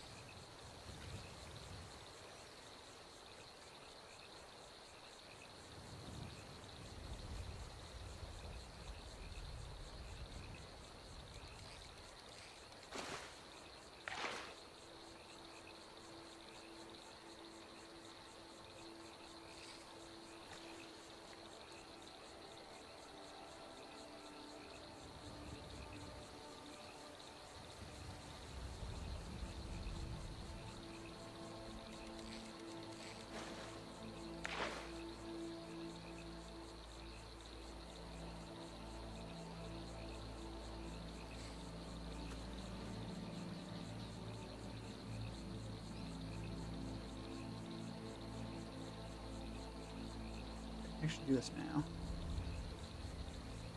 Oop.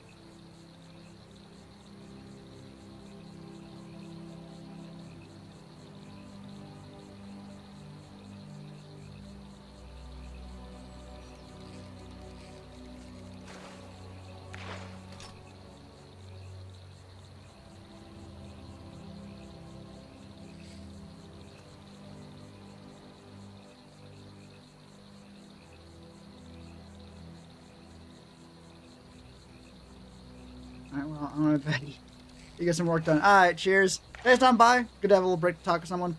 Hope you have a good night. Hope to see you again next time. Hope to get this fucking editing done. Take care out there, etc., etc., etc. And bye-bye.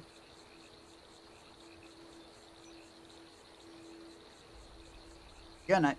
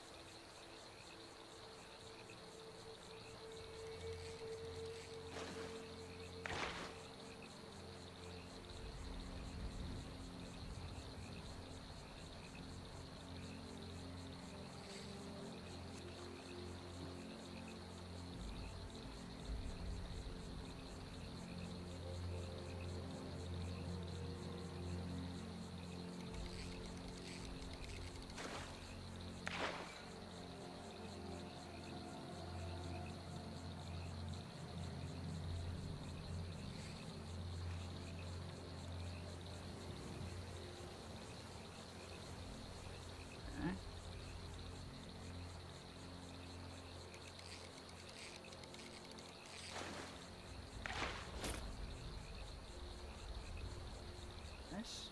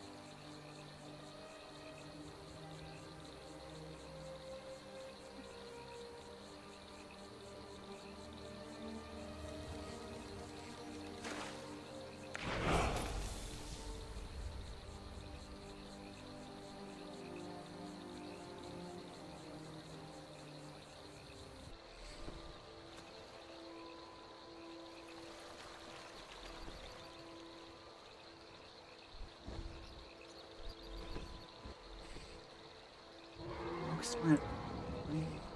Right.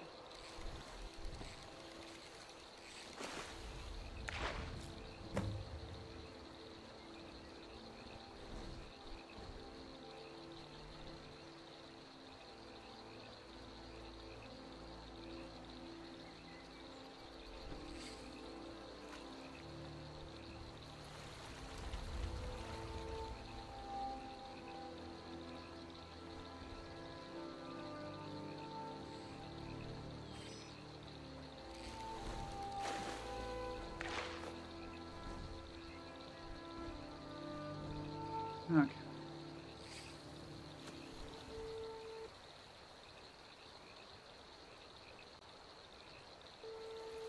Oh, this would be...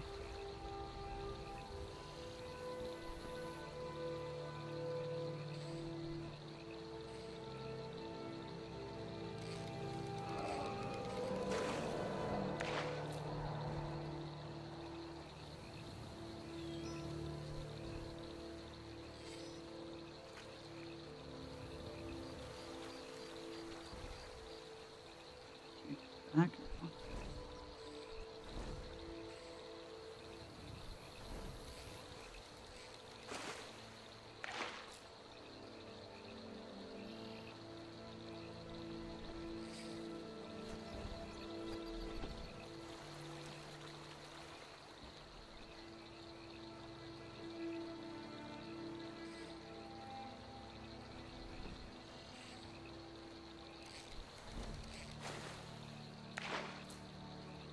Smart.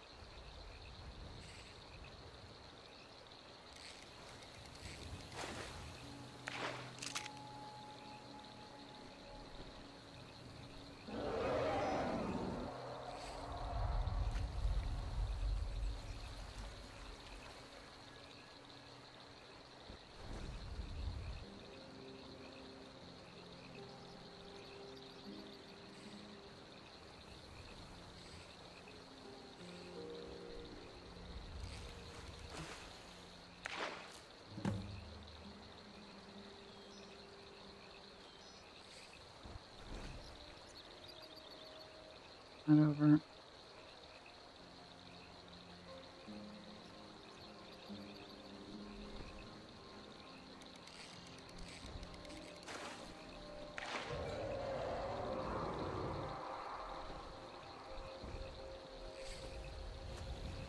Alright, this bit's not good.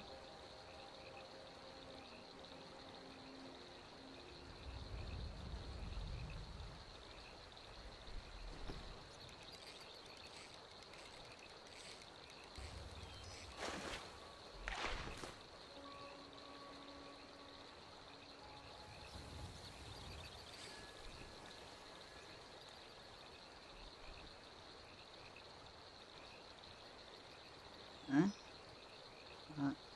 Oh, fuck.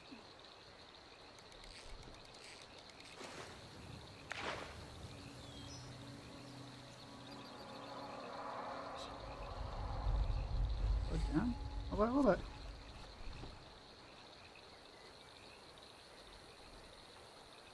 Wait. Oh shit.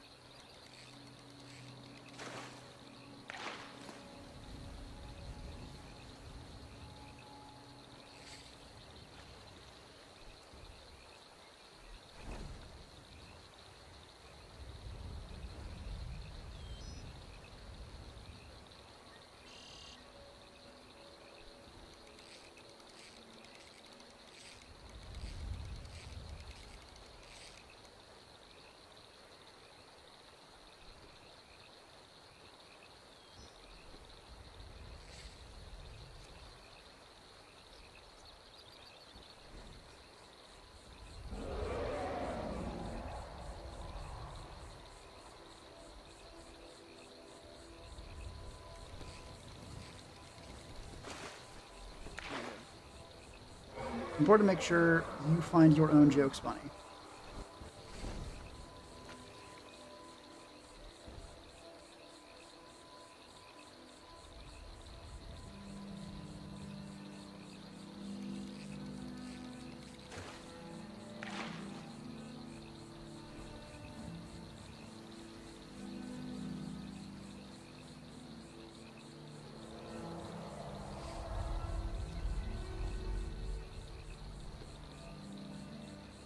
Fresh one.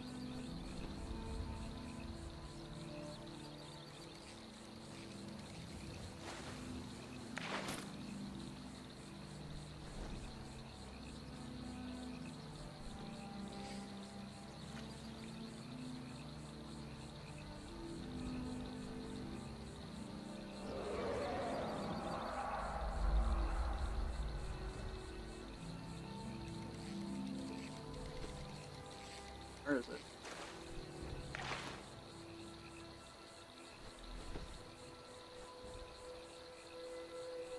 Oh, it's fucking registering the fucking video. I was trying to like move forward so I could see like, okay, when does it switch over? And it's like, no, we're not gonna show you that.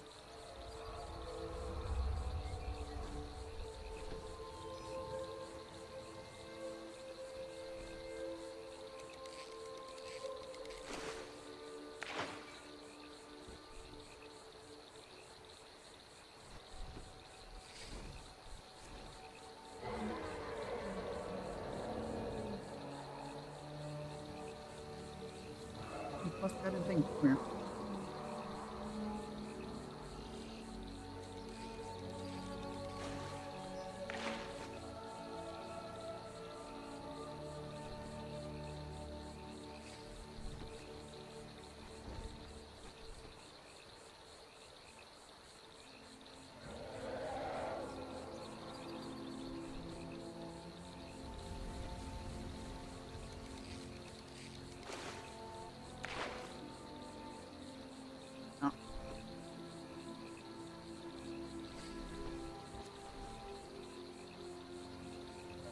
Hop on you. Get that shit out of here. Bad.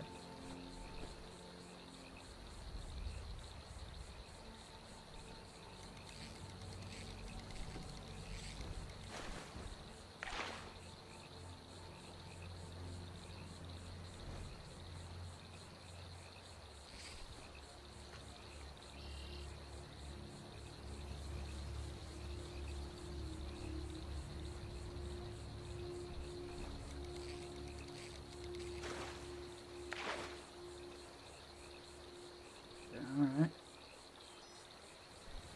I just...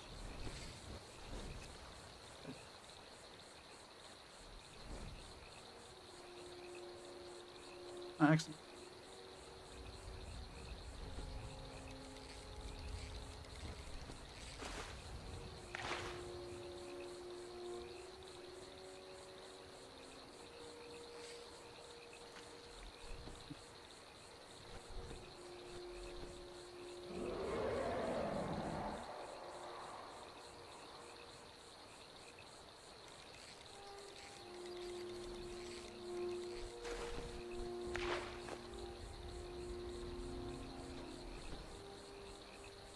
Where'd he go? Okay.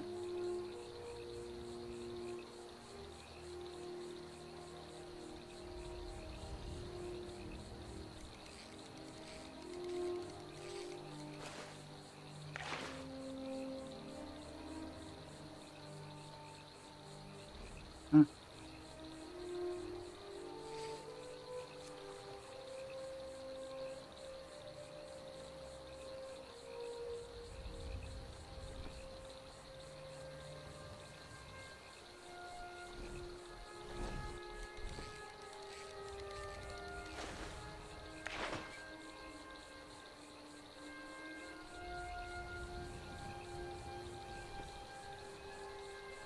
I just don't need that. Damn it.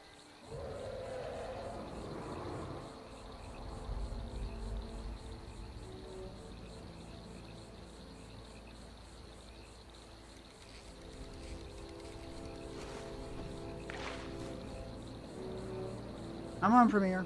Come on, you slow bitch. Come on, you slow bitch. This is not a complicated fucking question. Holy fuck.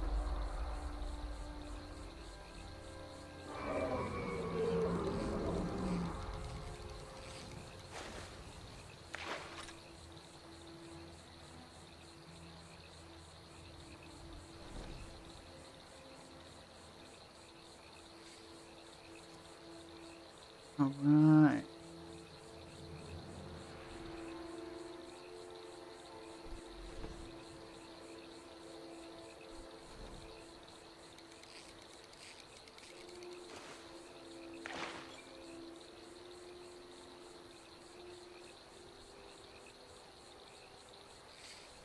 God, trying to do every fucking relevant frame with like a crop effect that like shrinks and grows. Not the most fun, but it's that or try and fight with it to make it like line up the way I want. Just naturally.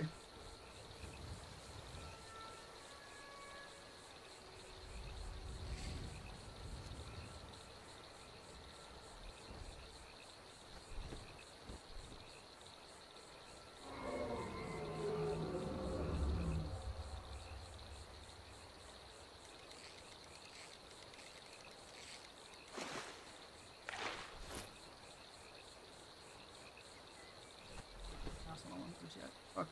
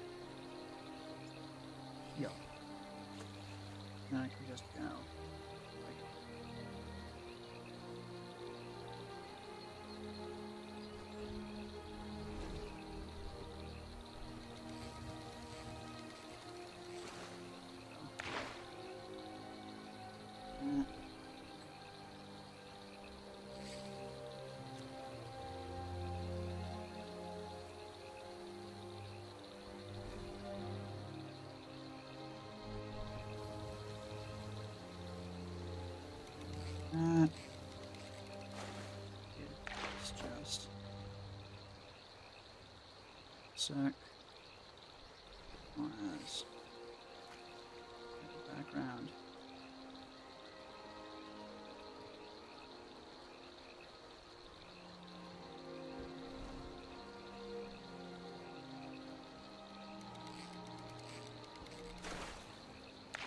Correct.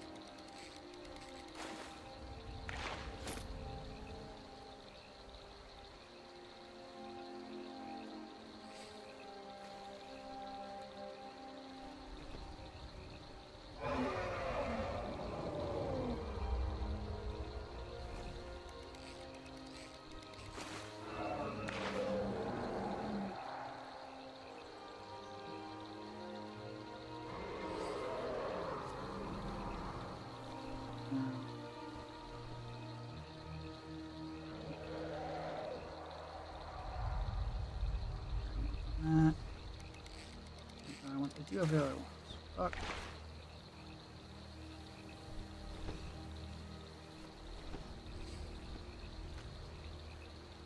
Marker.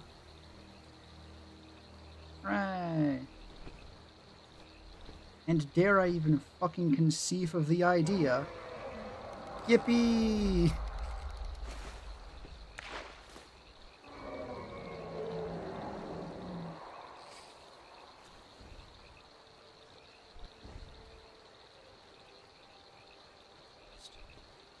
Right.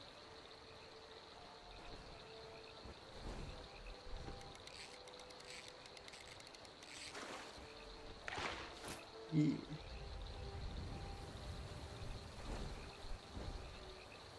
Okay, actually, wait, I should have this up. Nice.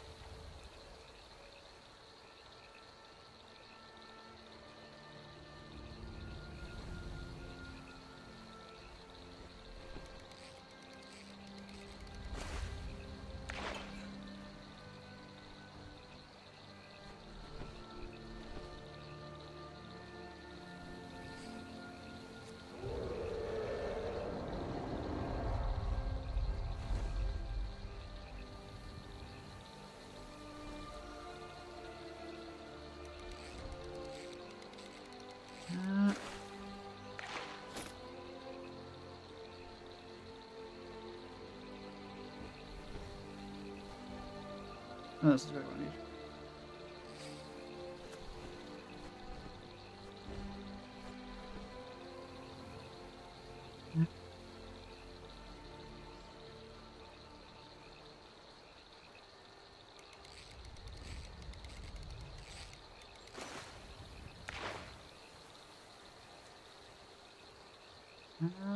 Okay, wait, does that just work?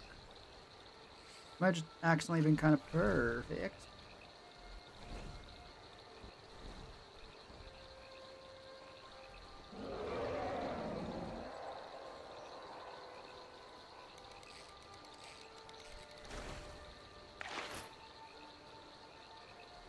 Oh, this bit actually like, sped up a fair bit. Grimmer does not like that.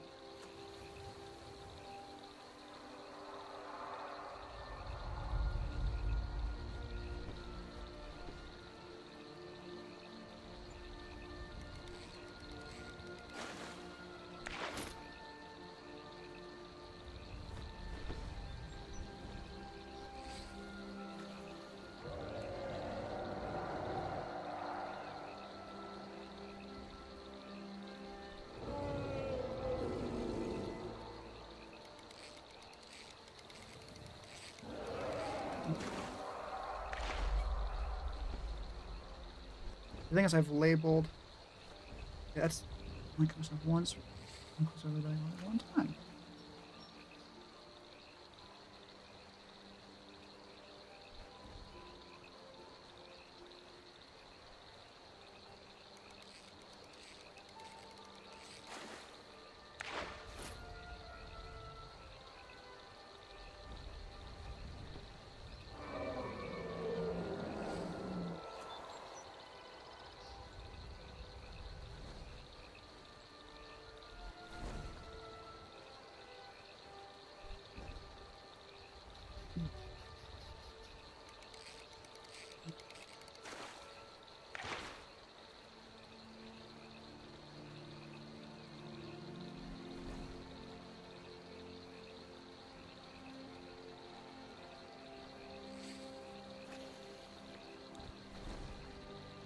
Really?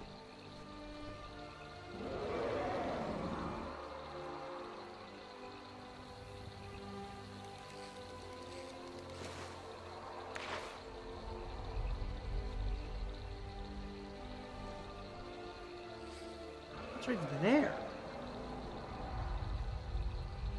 So...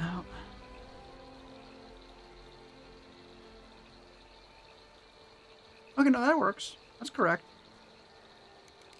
I think.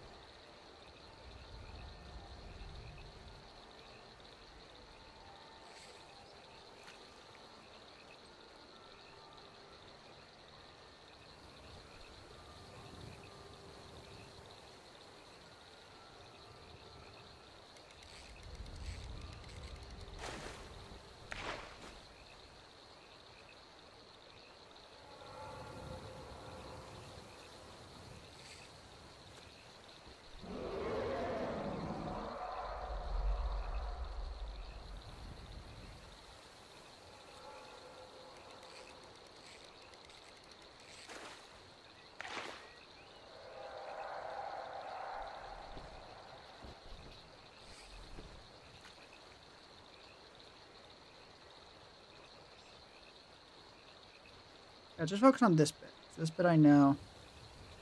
Or I'll just break it up into sections.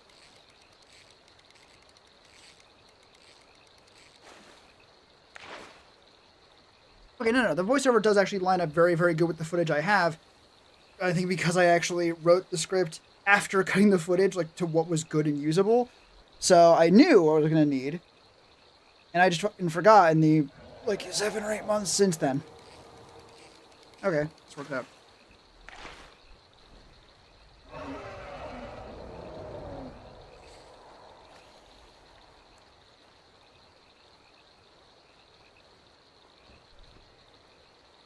Oh boy.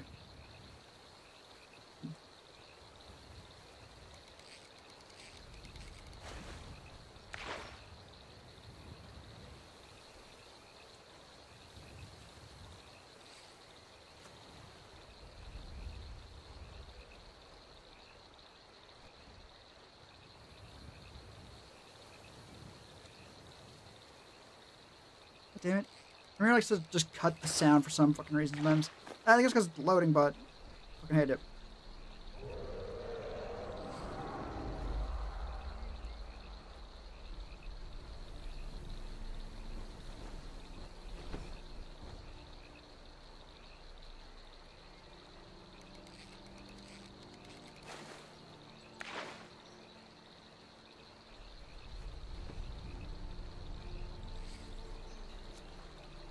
I like this. How does that look?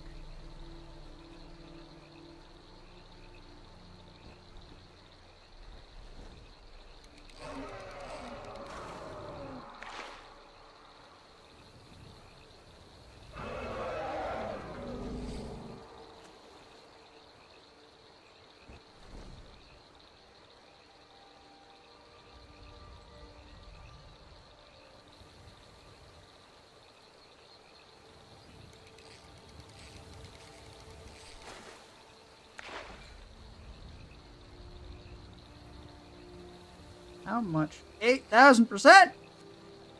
I knew I took a fucking long time to get that shit sorted, but goddamn.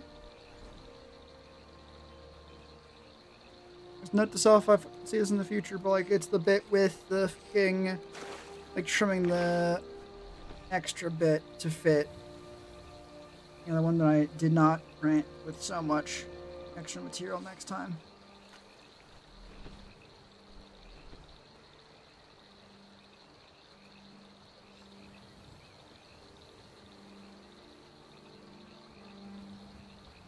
God, I physically cannot get this to a point where it does not overhang massively. I'd bring it.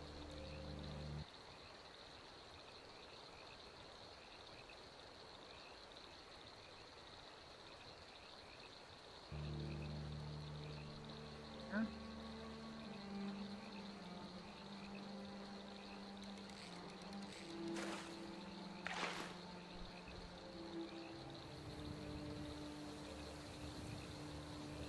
Okay, no, there we go.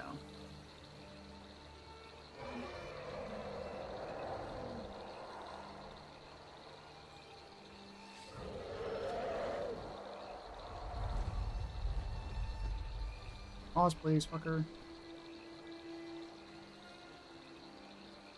Fucking play, please, fucker. Jesus fuck. Dude, Premiere, this is not a difficult fucking concept. It is, in fact, one of the most fundamental, like, and fucking concepts you have. Do it.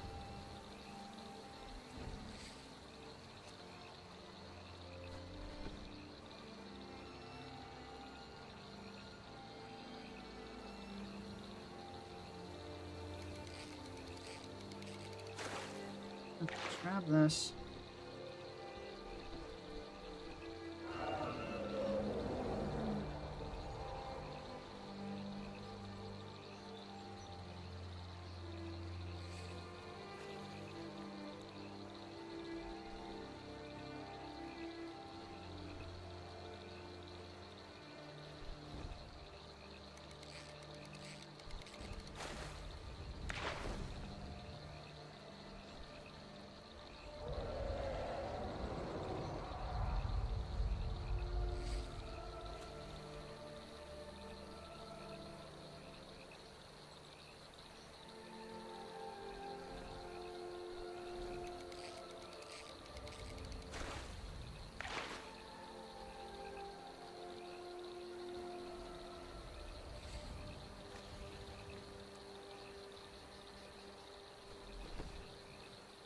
This bit.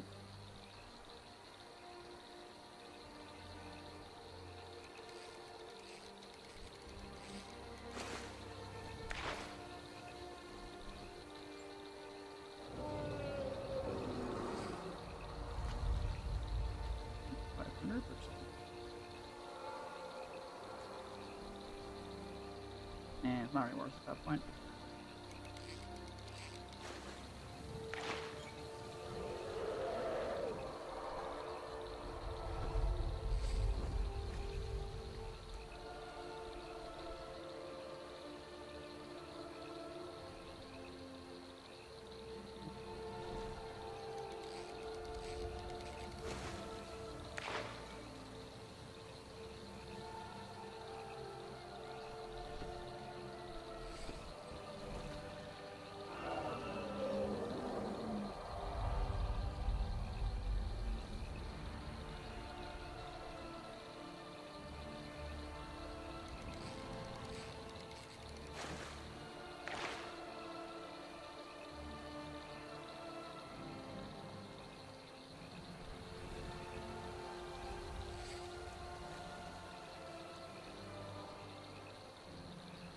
What? Dude, stop fucking pausing.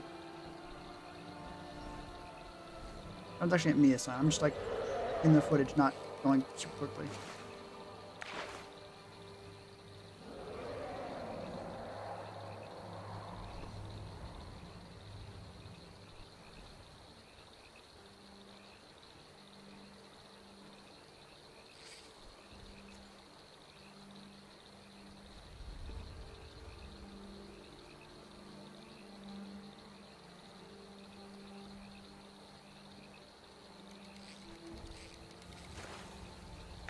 It's the same fucking angle. Damn it.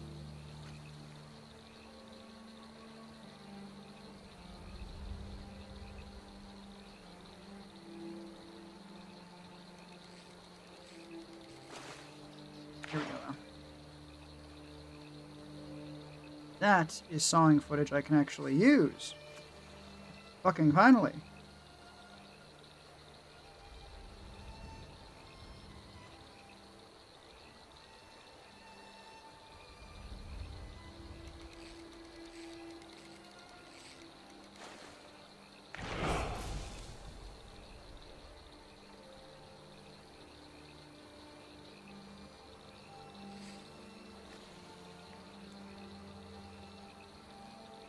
Find it there. Snaps.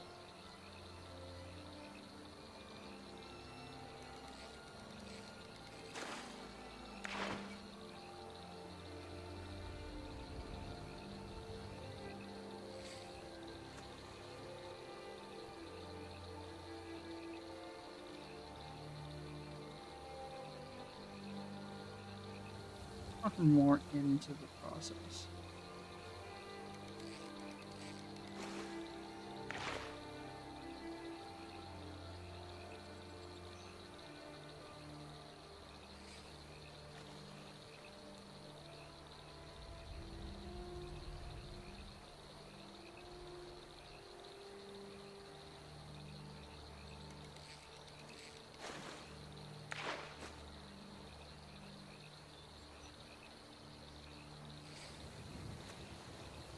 Ah, you fucker.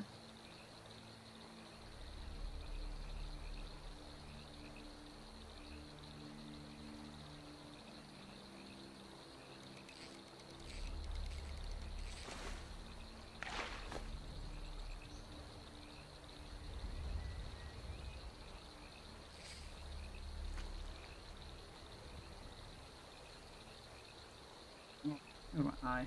God damn it. Plus my fucking tunes were off.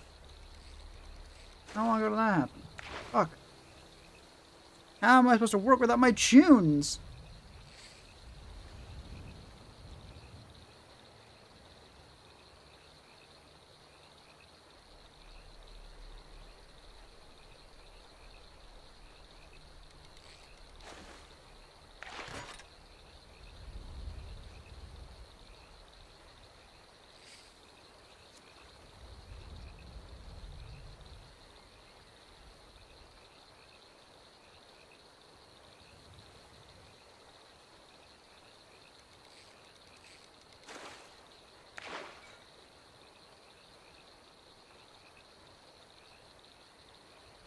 Blew out.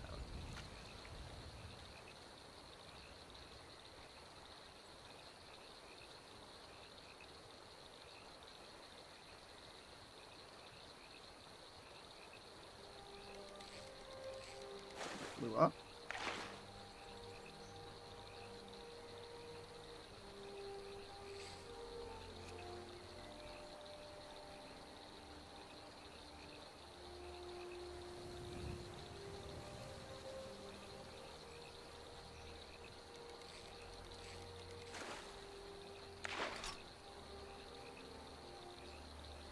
I did not.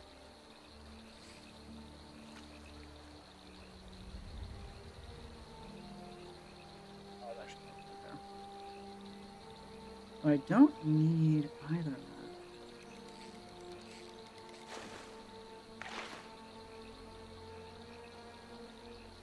I just need trimming, actually. Fuck.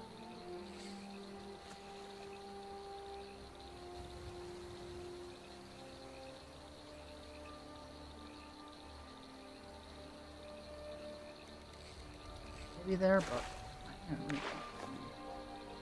Headshot. Yep.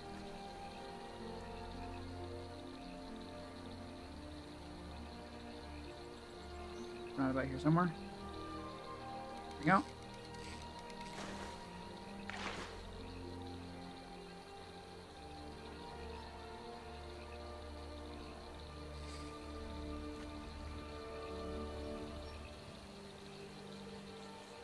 That one.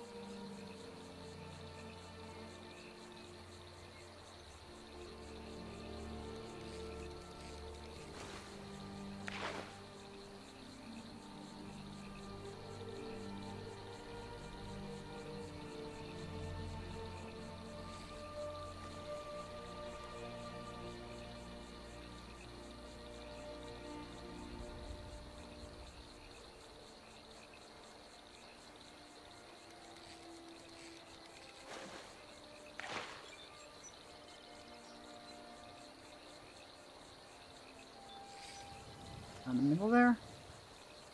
And look. God, it's 3 fucking frames. My bad, 2 frames. Do not need to be so goddamn specific.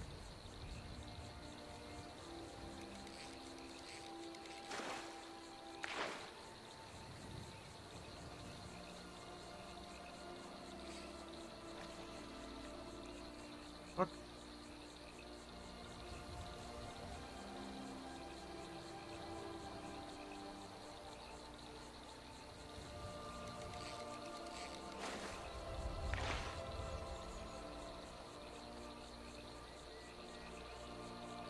Come on.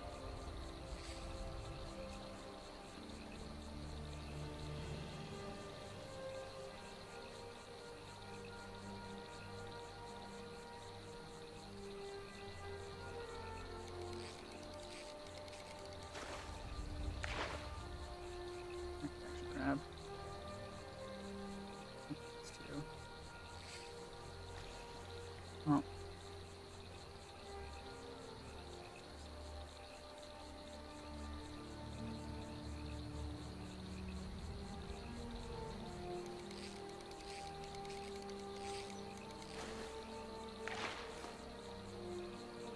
Do that.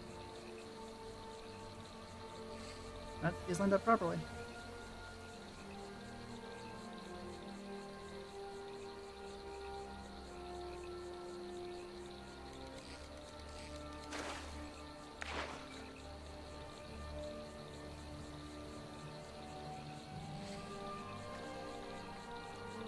No, this is just.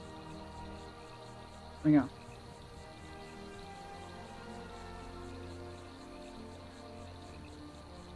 Ah, here we go.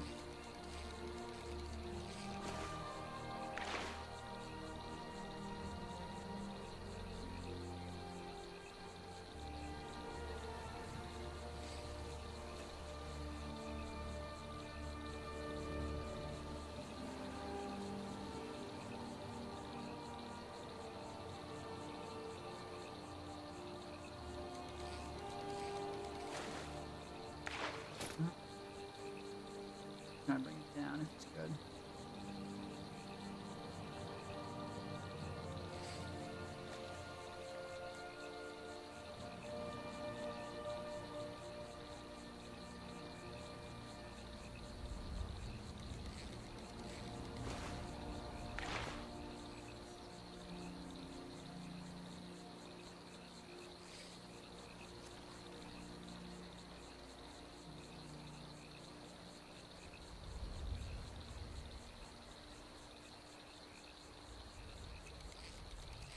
Oh, it's solar, right?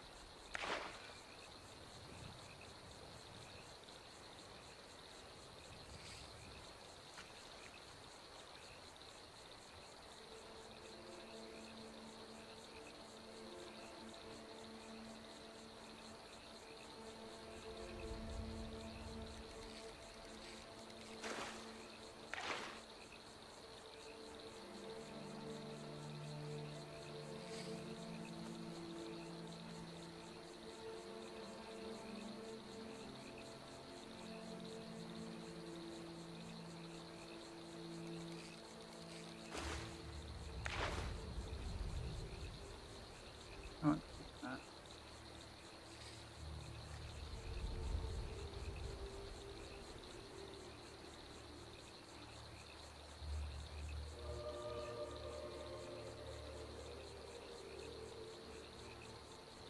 Okay, there we go. Not the fucking thing I wanted.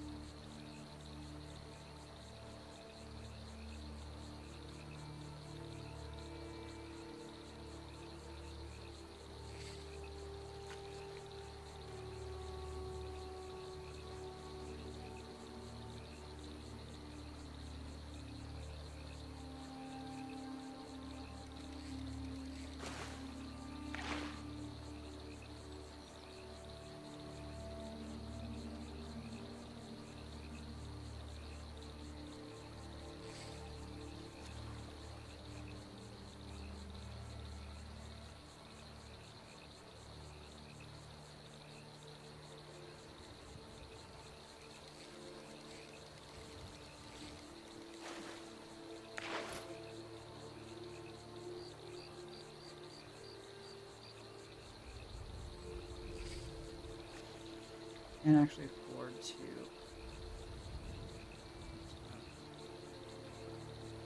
see it better.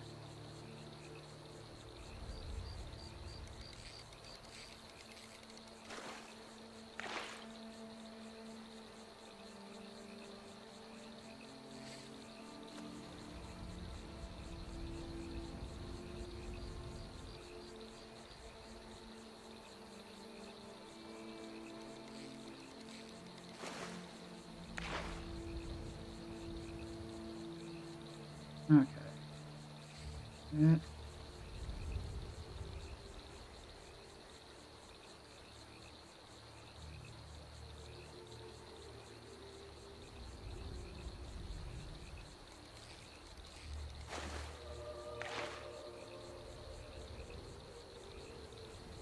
Where is the funny little bit?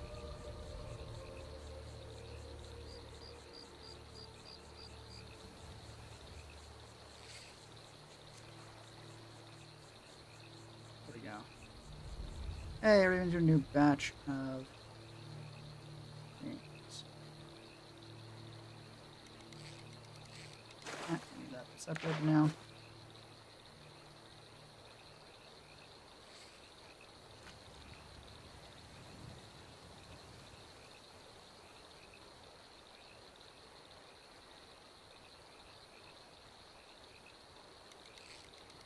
Yes.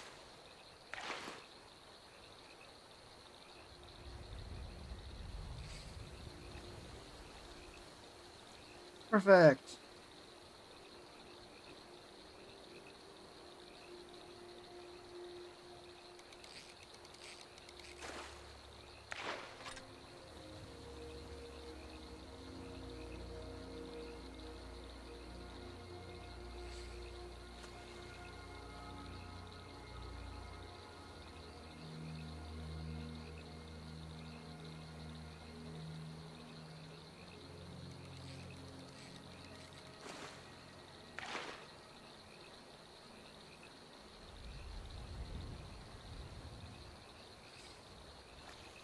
For the first time.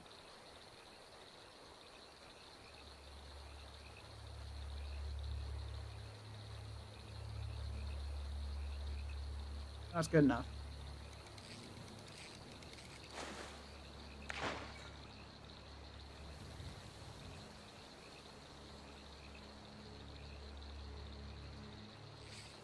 Okay. This bit I don't need anymore. Correct?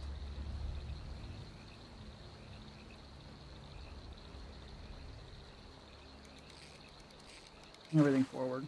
But otherwise, I don't need to move anything else out more.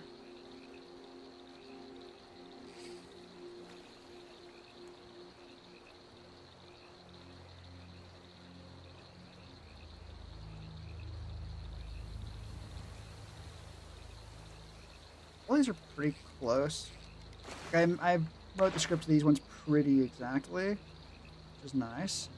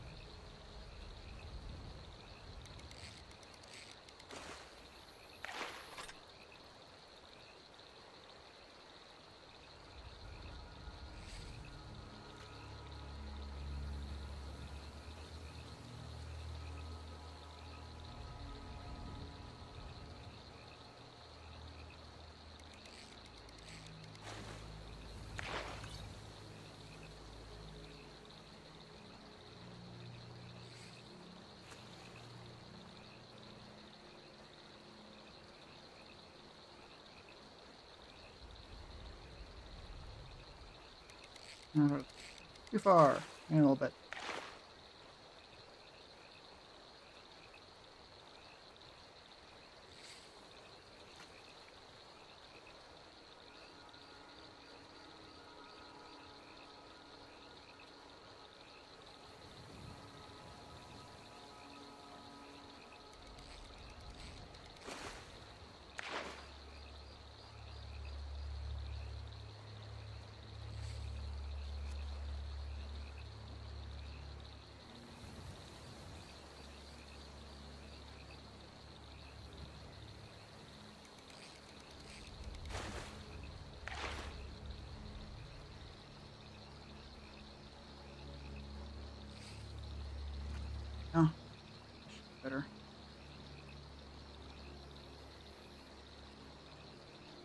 It is not.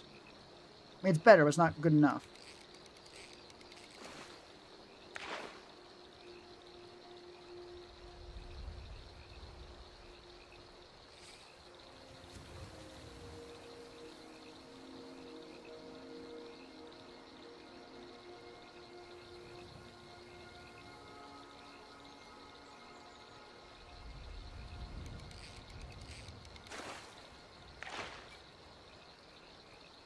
Here's the thing. One of the things that happens is when I'm trying to figure out if two lines sound like there's enough space between them, so it's not like a constant barrage of words or too much dead air, I have to go back pretty far so I can hear it more naturally. It's very annoying.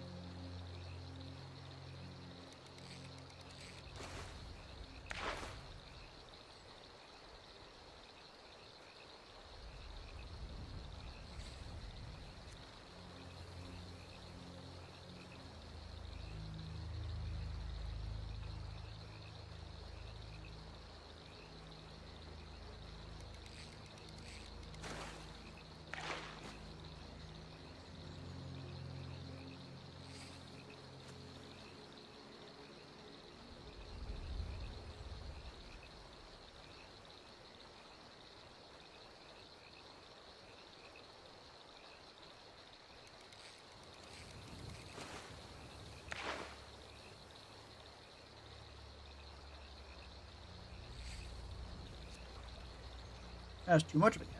Alright. Honestly, there are worse things to have happen. But now it means that I need to listen to all that again to see if the change I made is actually any good. Hooray.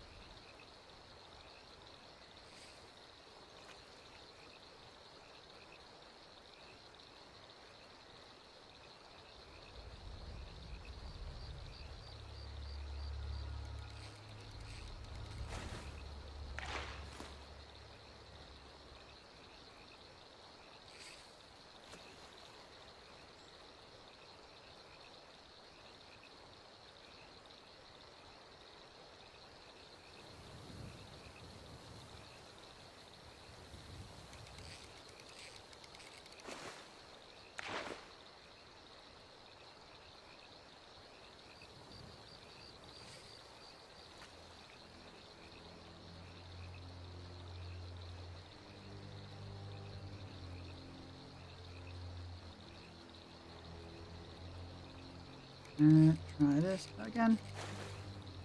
A little bit less bad this time.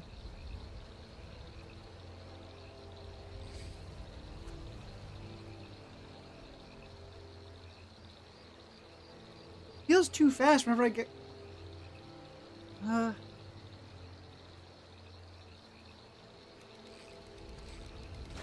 Like, whenever I'm trying to just, like, figure, like, okay, is this gap, little tiny thing, a little bit better or worse? I'll go back, like, half a second, or, like, a second, to, like, try and hear it. And it feels, like, so fast. But then I go back, like, 20, 30 seconds, it's like, okay, no, it sounds fine now.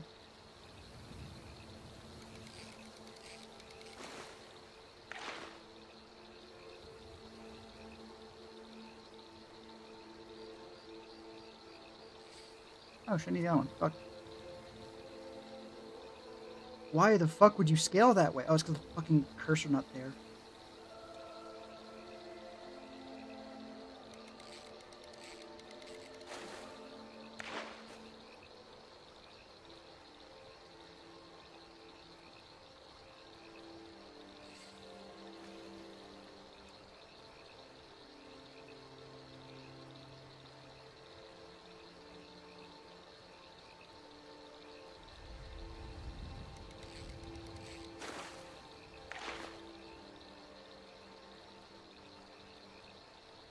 I fucking love it when I hear a thing I do in a video, and like a bit of script, like a line or something, and it makes me laugh. It's like, ah, perfect, good.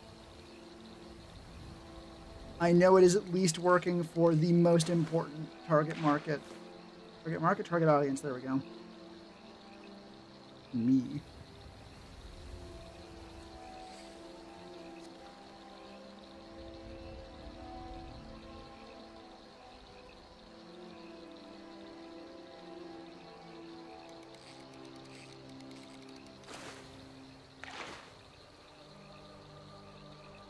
But I actually get it wrong.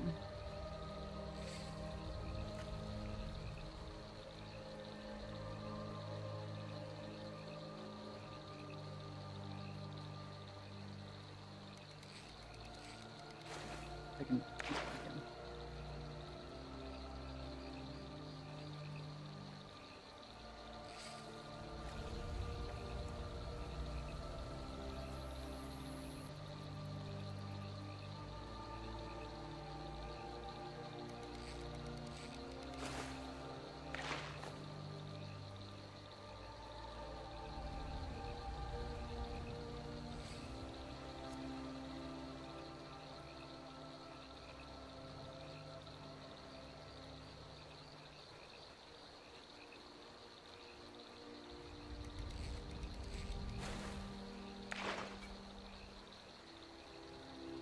Now I actually need more space here to see what else is here.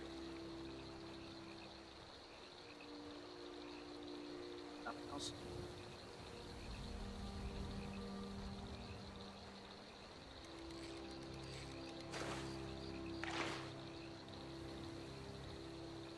Oh, this is still the fucking body.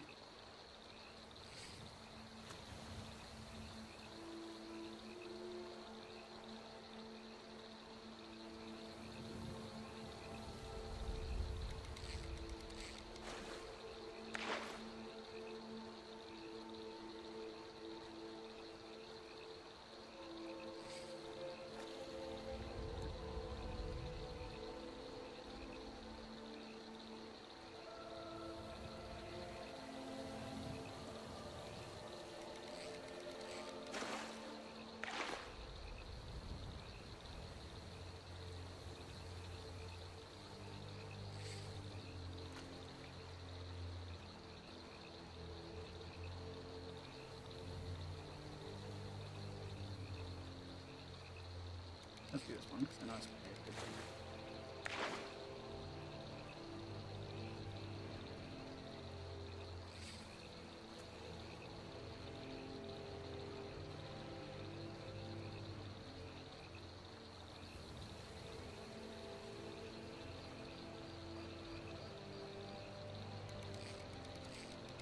Some more of this.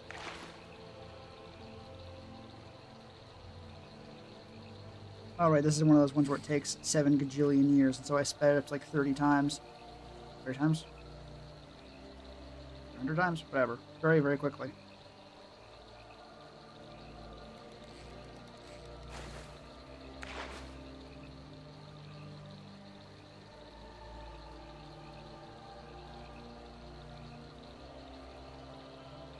Decap it in case it turns out to be the best of it.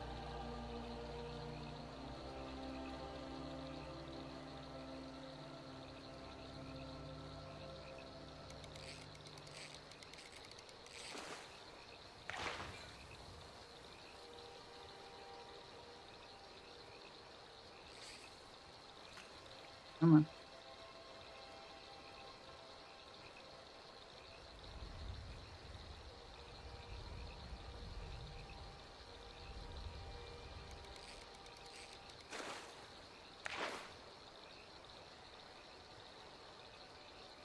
Uh,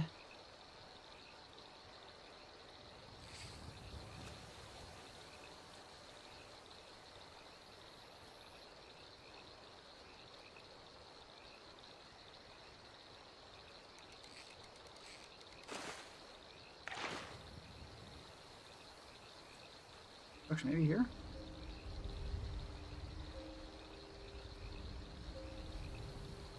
Yeah, right here. This is an excellent clip for me to use. You know, tearing things apart pretty aggressively.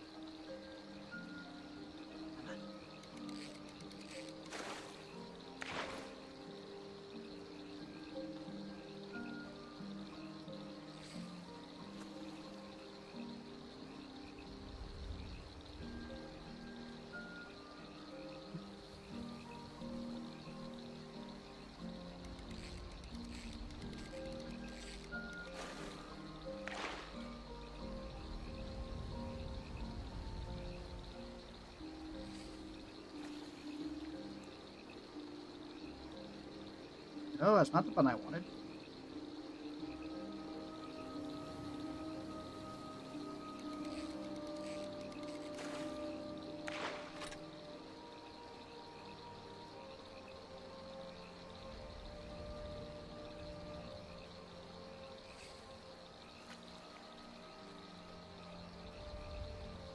Where is this coming from?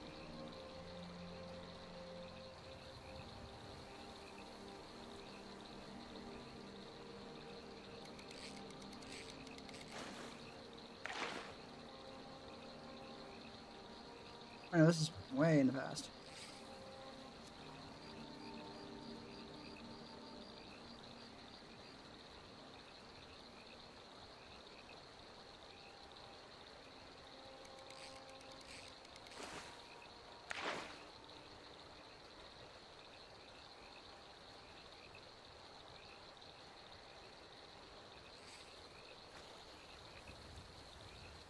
Grab both of these.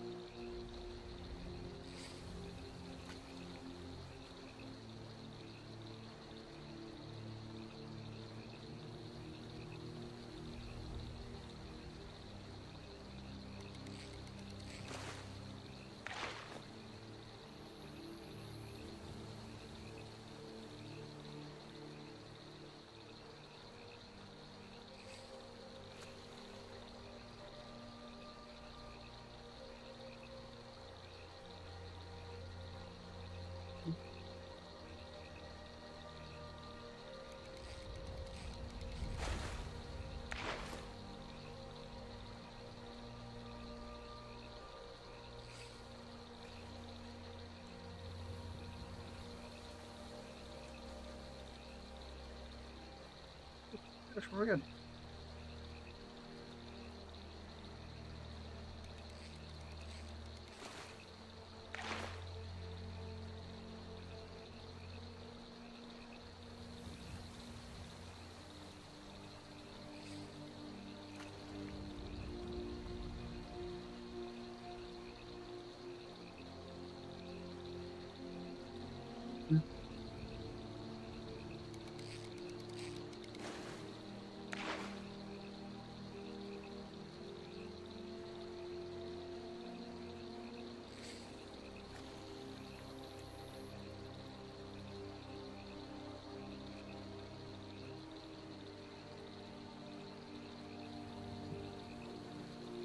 Actually, I don't have that. Small right now, so I can just maneuver everything else around it.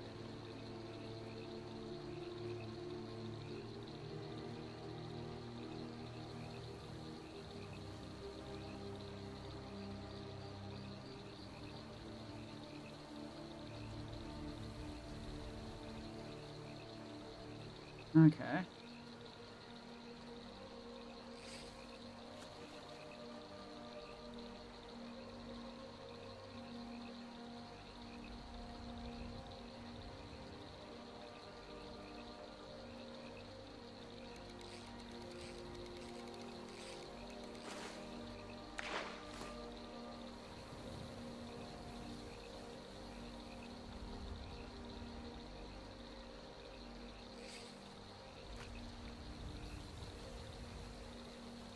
We're kind of good.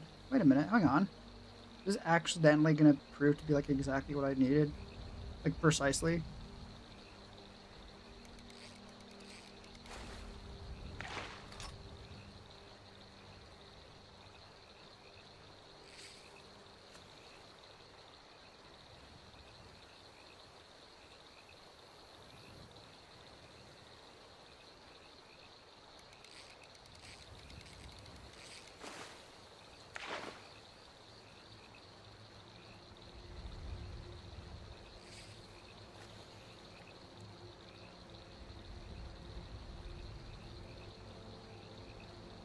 if I can.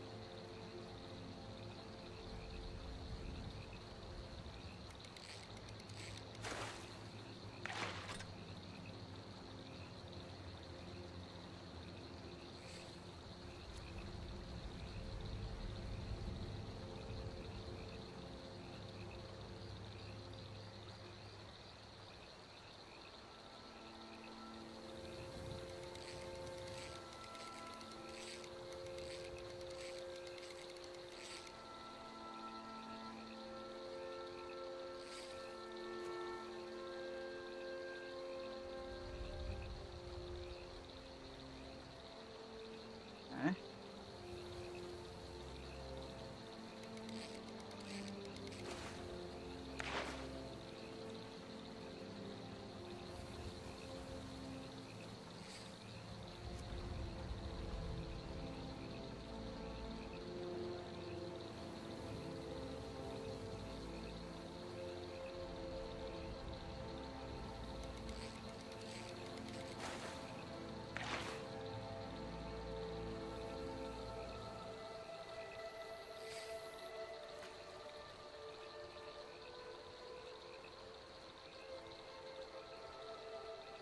Uh,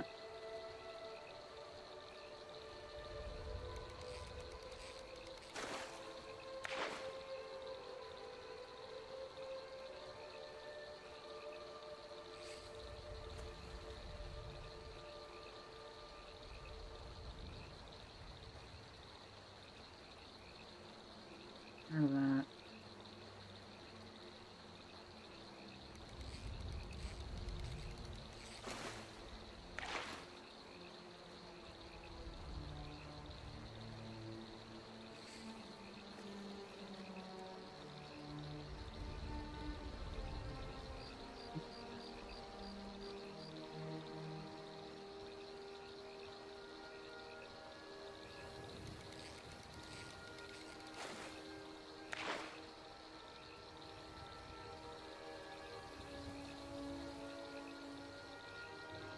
No, what's happening? I want scale.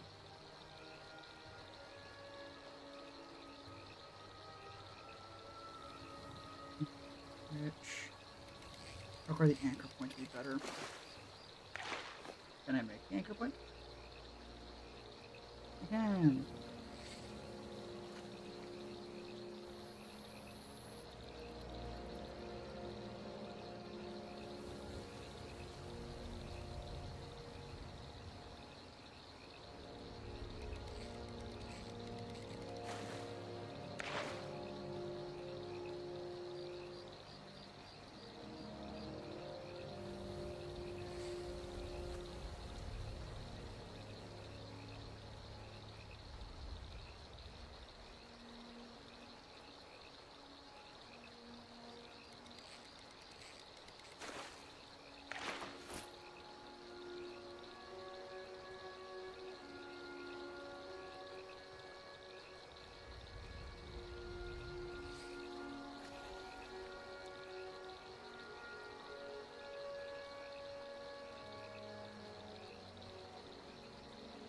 Okay.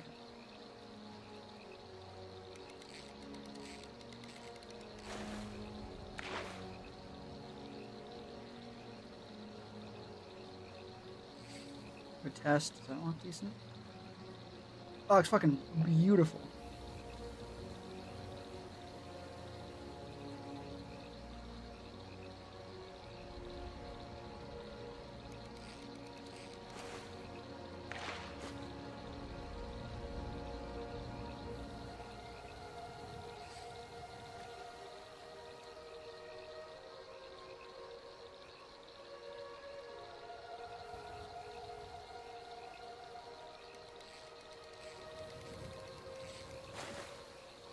Beautiful.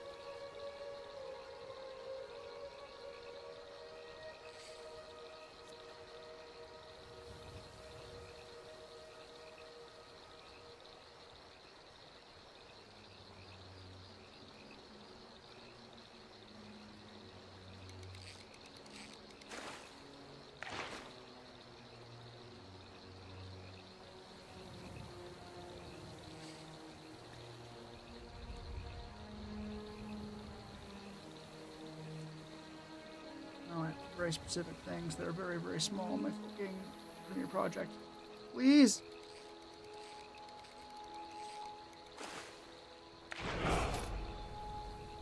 I'm assuming it's gonna be bad, not work.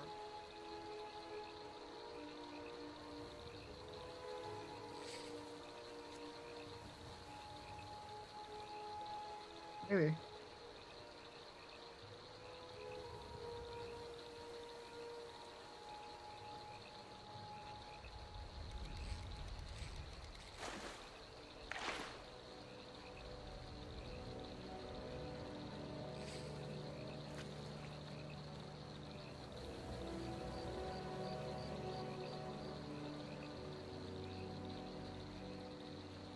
How does that look? I look at the entirety. How's it go?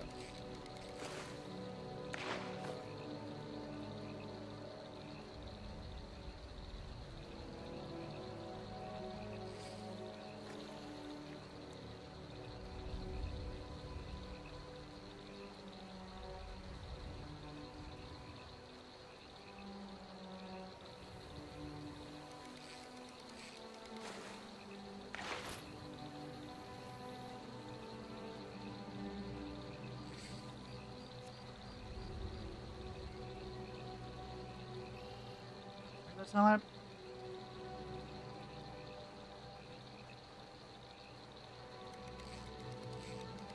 That's actually perfect. Holy shit. Yeah!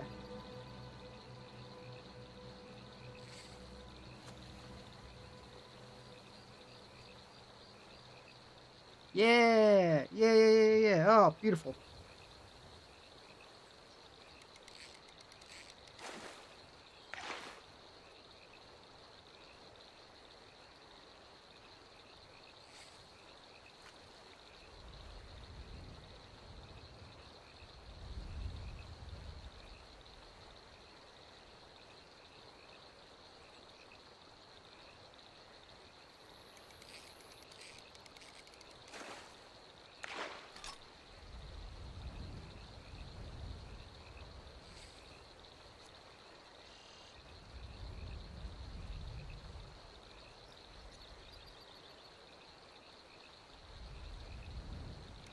Okay, let's actually get this lined up.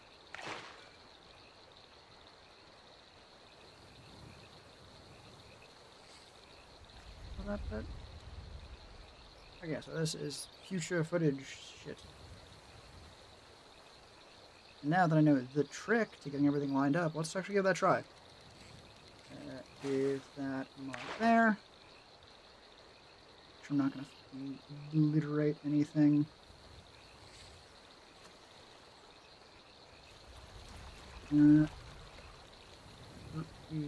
Video for 3 and 1. Video for audio. 1 and 2. Rather, video 3 and audio 3. I intend to be blown up, so to speak.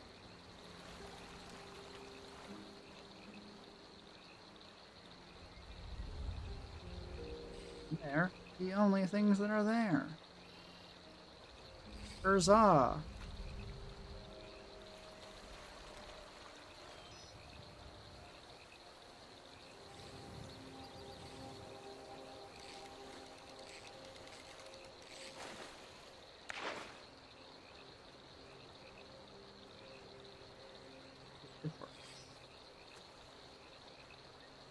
Copy.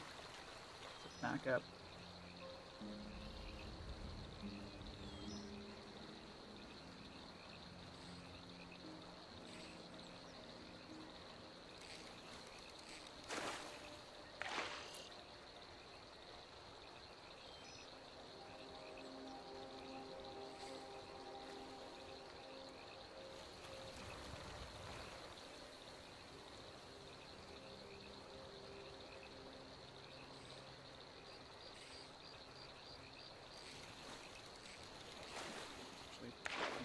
Bits.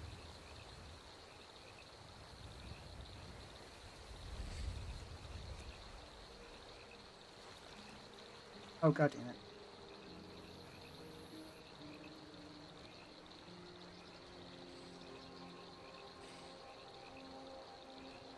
delete them. I know, like, oh, well, you see, they have like a little thing you can actually eat while trying to delete sets. Like, I don't care.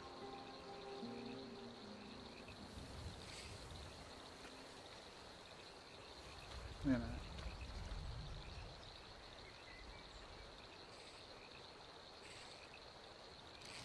Okay, no, that is just a thing I had cut there for the express purpose of just like seeing where it was.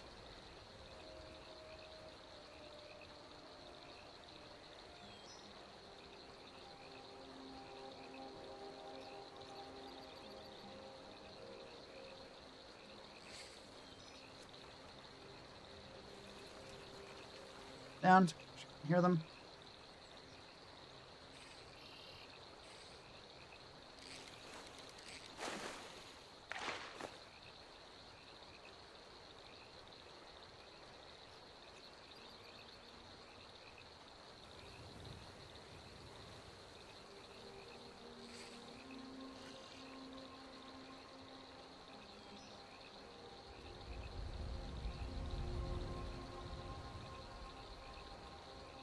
Okay, that should be good. Let's try.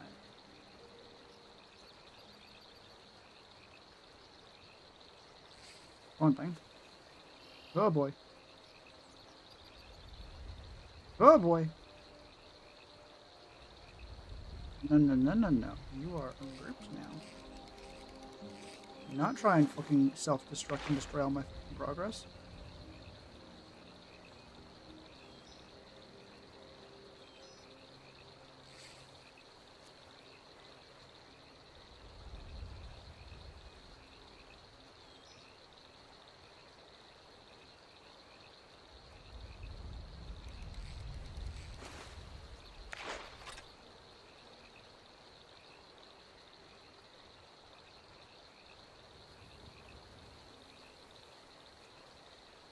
Okay, good.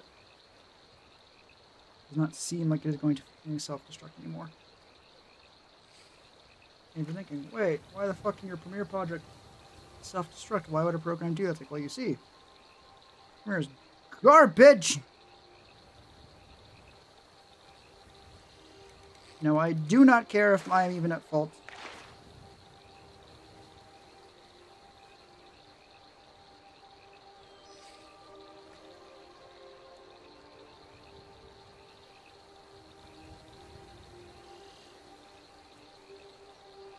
Okay.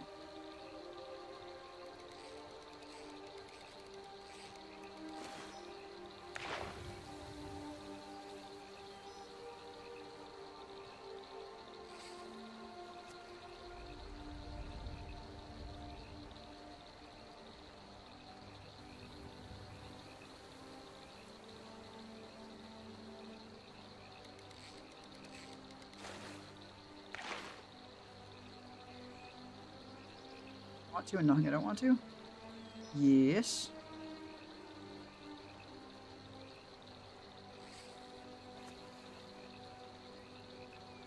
Hey! Hey, Za!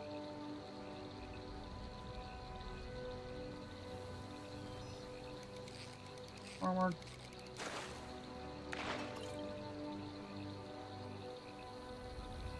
I'm scared of this one just because it confuses me when it's not actually doing anything relevant for the cut.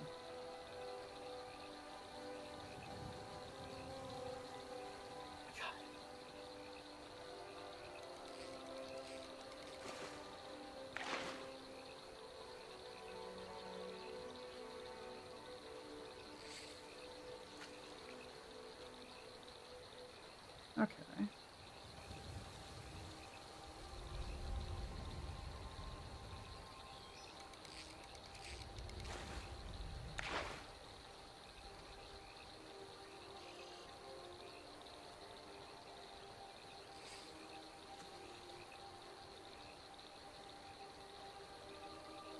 Okay.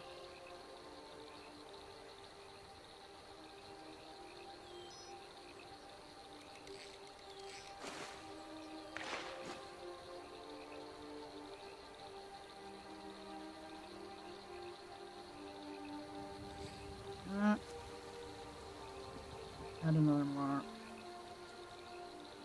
There. Where does that show up on? This one. Exactly where I want to? Exactly where I want it to. Yes! Yes! God, Premiere is being so cooperative tonight. It's technically functional.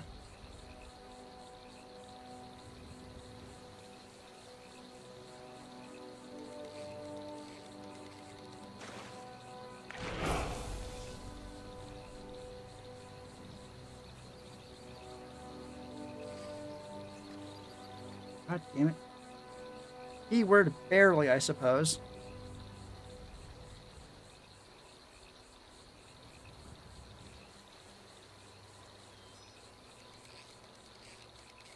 All this I can clear off, right? Look at that first.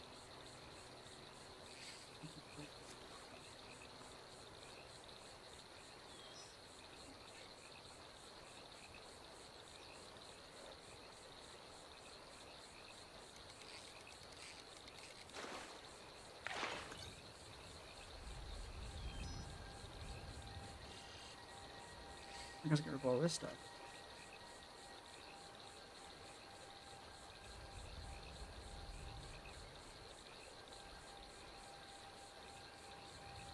There we go. Yay! Progress. I'm so fucking tired. Oh my god. Ugh.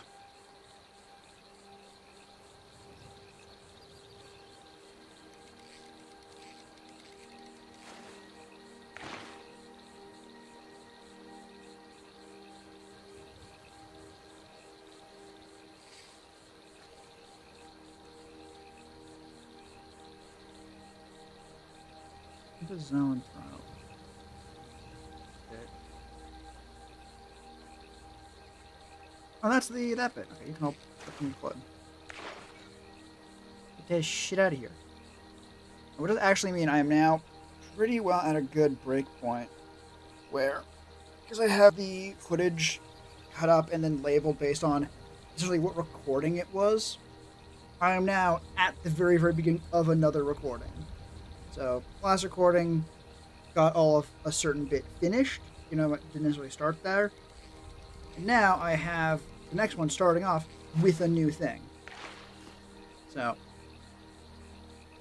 the break point pretty good based on just editing wise.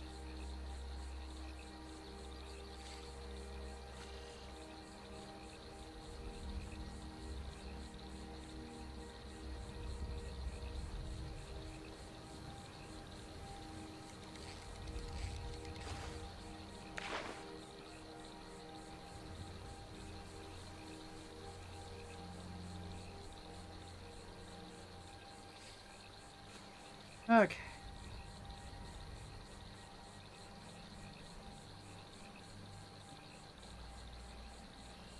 Yeah, I want to call. How long have I been streaming? 3 hours? I don't call that good enough for me to take at least a break. The stream's ending. Break from actual editing. So I need to get this shit fucking finished. So I'm gonna go do that. I'm gonna back up real quick. Again, because never too many backups. He said scrolling through his far too many backups. That's not fair. Maybe only like one far in there should have been good.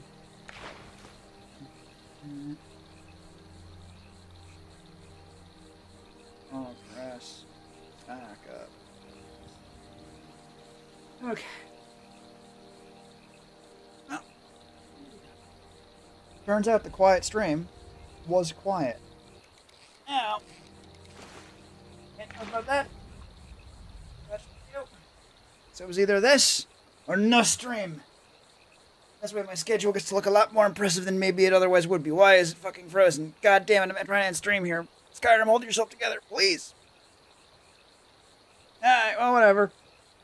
Ugh. Until next time, thank you anyone who showed up to fucking hang out. YouTube assures me there's someone watching. If you are actively watching it, and or even just have me in the background and you can actually hear me and not just sleep. Thank you very much. it actually warms my heart a little bit. Know that even with just fishing, there's at least a little bit of entertainment that can be derived from it. But yeah, until next time, I hope to see everyone who showed up at any point, including Doc and more road regulars, and the other people who stopped by and was like, oh, it's just fishing. Hope to see everyone again next time when I do more than just fishing, and or less. There's a stream schedule for tomorrow, and either the video will be done / almost done, or I will have to work instead on the video instead of streaming. But we'll figure that one out tomorrow. Until then, hope to see you there. Take care of yourselves out there. Take care of each other. And I almost just fucking hit stop stream instead of going to the end scene. And bye-bye, everyone.